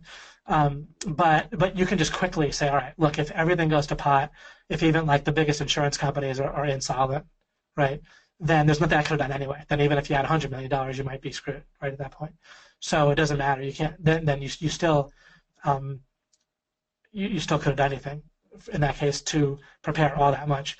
If it's worth it to prepare for that, fine. You don't actually have to bet on things at all. You don't have to bet on needing a whole bunch of dry rations for 20 years and have it in your basement. You could if you want. I'm not saying you can or can't. But you don't need to plan for every eventuality in terms of actually putting resources into it, right? Because that would actually take infinite resources, right? To plan for any possibility would take an infinite amount of resources. So that's the proof that you can't actually do that in the first place. You can bet on one thing happening, but you can plan kind of mentally, right, for what you'll do otherwise. But that doesn't mean you have to invest resources other than acknowledging what you'll do otherwise into alternate outcomes. But the interesting thing is, keep thinking this through continually. Let's follow the scenario through one more step. By deciding just mentally what you'll do if plan A doesn't work, if you don't hit your target, if your expectation that you're betting on doesn't happen, that when you realize what you'll do, then that will actually help you better have more clarity on whether you should invest resources ahead of time to prepare for that. So it might be as simple as, what if the person's late? Like, because you're betting on them being on time because you're showing up yourself on time, right, presumably? So by showing up on time, that logically means you're betting on them being on time. maybe they'll be late, so then you have a book or a laptop or something. I guess these days that used to be good advice. These days everyone has their I was gonna say freaking, but their mobile phone, right? So people always have. But maybe what you do on your mobile phone is just not something you really would have planned on doing if you're planning to be adaptive. Maybe that's a nervous tick, right? And you're just doing something to by default that isn't what you plan if you were thinking it through. Then maybe if you had your laptop, you like one of the reasons I don't really use it. I own an iPhone, but I own a flip phone too, and I mainly use the flip phone. So because I would anytime that I would be doing something on the internet, I'd rather have a laptop. There's never a time when I'd rather have my mobile device. And you could say, but David, there's all these places you can't take your laptop. I agree, but then there's something I'd rather be doing than being on the internet, just in practice. And I can do everything I want to do on the internet at a time that I can predict in advance and use my laptop. Personally, if that changed, and once in a while it changes, and then I have my iPhone, so it's okay. But that's like once every couple of months or something like that, literally, for me. That can be different for other people. But so if I want to be on the internet, I'd rather be on a laptop. It's just way easier to type, it's bigger to see, and so forth. And then otherwise, I might have a book I'm reading, or I might have my notebook and be working on something, right? So then you might invest a resource that's super simple of taking a split second and taking the book or even your laptop or whatever it might be and having that available to you. So my resource I spent was a few seconds of taking my book and putting it in my car. So it's there. But plenty of time people don't even do that, right? Because they didn't think what they would do if the person didn't show up on time. But in other cases, what am I going to do if all the insurance companies are insolvent and the world's in total crisis, people can't even feed themselves? Then I don't really have resources put away for that because I thought through what's going to happen. So what, I'm going to live in my basement with my family and eat for 5 years while we're slowly running out of food while everyone else suffers? Like, it's like not that good an outcome to begin with. So instead, I invest resources in other ways to maybe ultimately prevent that from happening anyway. And I don't really see that as likely. If I did, and maybe I'm wrong about that, but again, there's an infinite number of disaster scenarios, and you can't plan for them all. So it's just at some point you have to eyeball things, and then but I continue to try to understand life better and better, and then my eyeballing gets better and better, and maybe at some point I'll eyeball it and say, hey, this scenario is likely enough, and I have enough resources that I'm going to put some towards this scenario. Right, but by just thinking through what you'll do if your expectation that you're betting on doesn't happen, then automatically that'll reveal itself, and you'll have a sense of whether it makes sense to put some resources toward that. All right.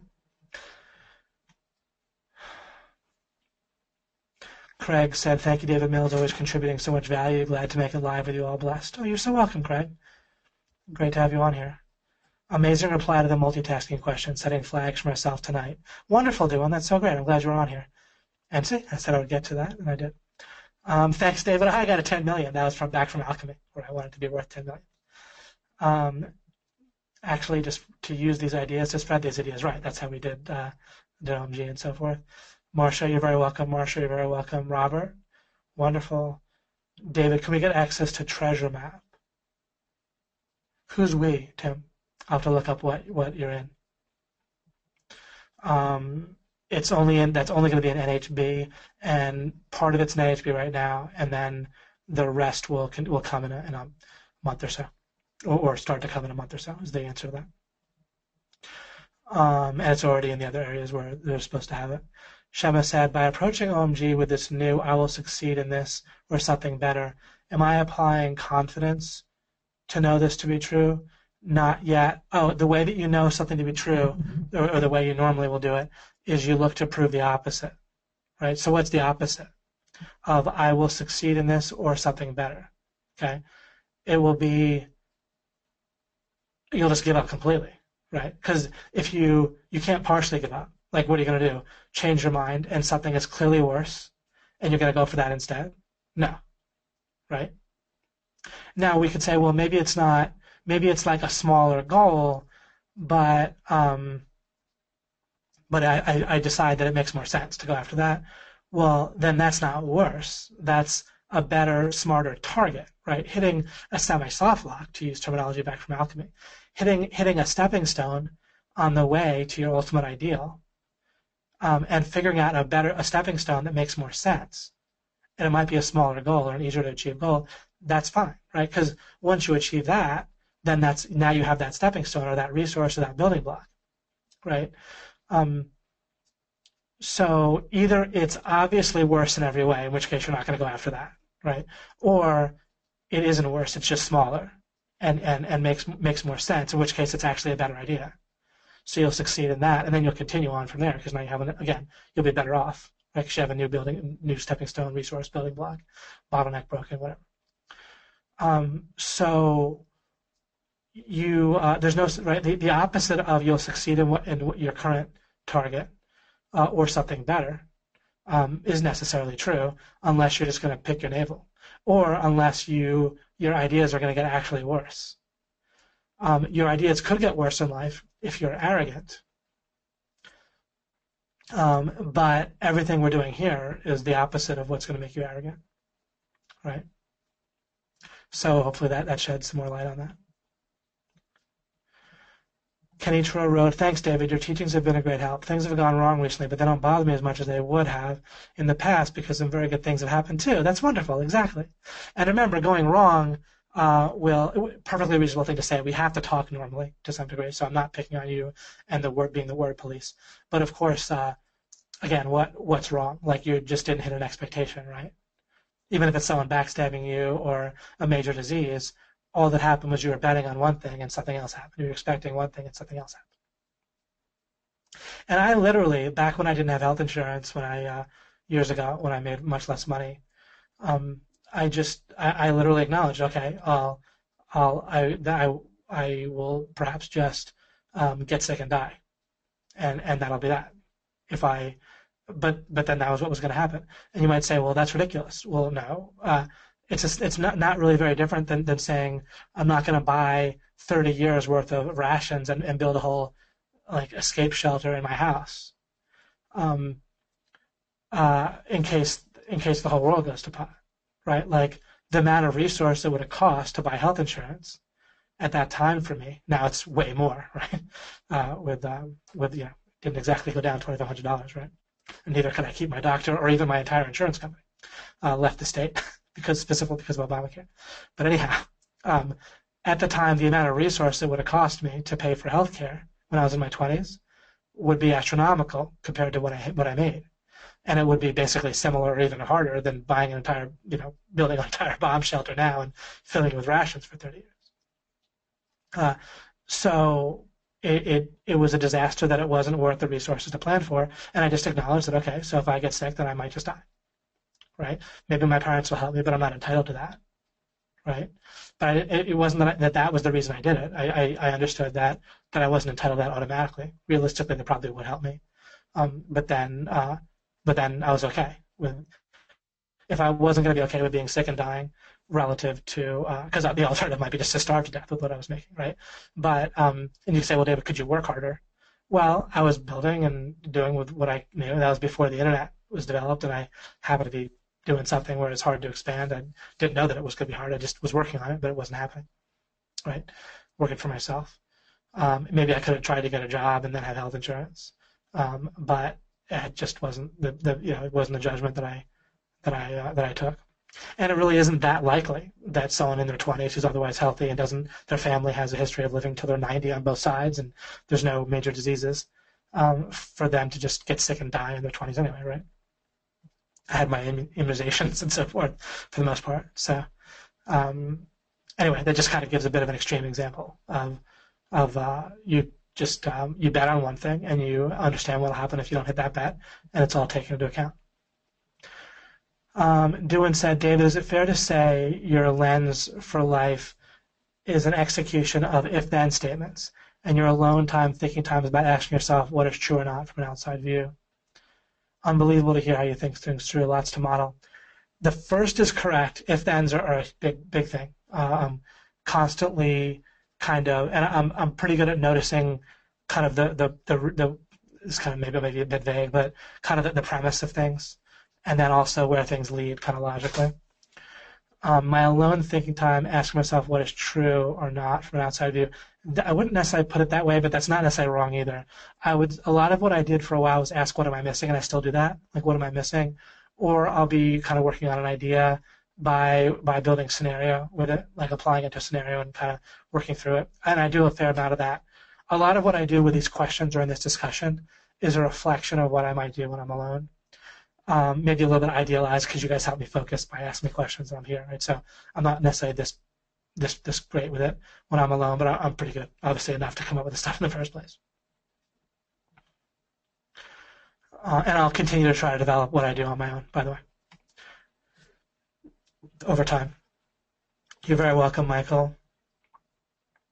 Megan said, maybe if everything about money squared away, but then the whole world goes to pot. To prepare for it, just stash lots of silver coins and gold coins. They don't lose value; they're transportable.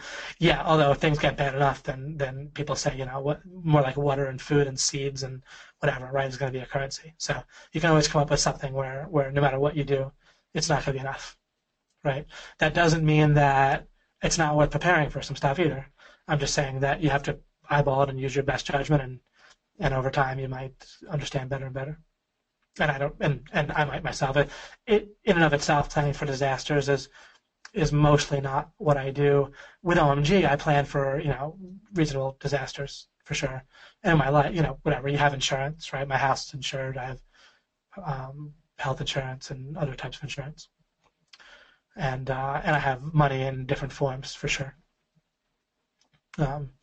So like if one bank account had some issue, then I have others and such and so forth. But fundamentally, I agree with you, Megan. Josh said, thank you so much, David. Enjoy your New Year's. Enjoy your New Year's, Josh. Absolutely. Marcia said, thank you, David, for explanation about Shema's comment. I wondered about this as well. Right, to succeed or something better. And I'll keep developing that inevitable success, planning to win, rigging the game. I'll be developing this consistently. 2 hours and 13 minutes. Good night, everyone. Yeah, we're just about done here, exactly. Perfect. Okay, guys, wonderful webinar right about in the time frame that I'm looking at for these. And we had our takeaway, we had our building, we had our discussion, so terrific. Thanks again, guys, very much for showing up. Wow, really nice attendance numbers again as well. And I don't, try to force people on here. I have different replay options as always. So wonderful. Thanks so much. And I don't have the next one exactly scheduled out when it'll be, but I'm enjoying myself and we're making progress and we will keep going. And I'll let you know when the next one will be.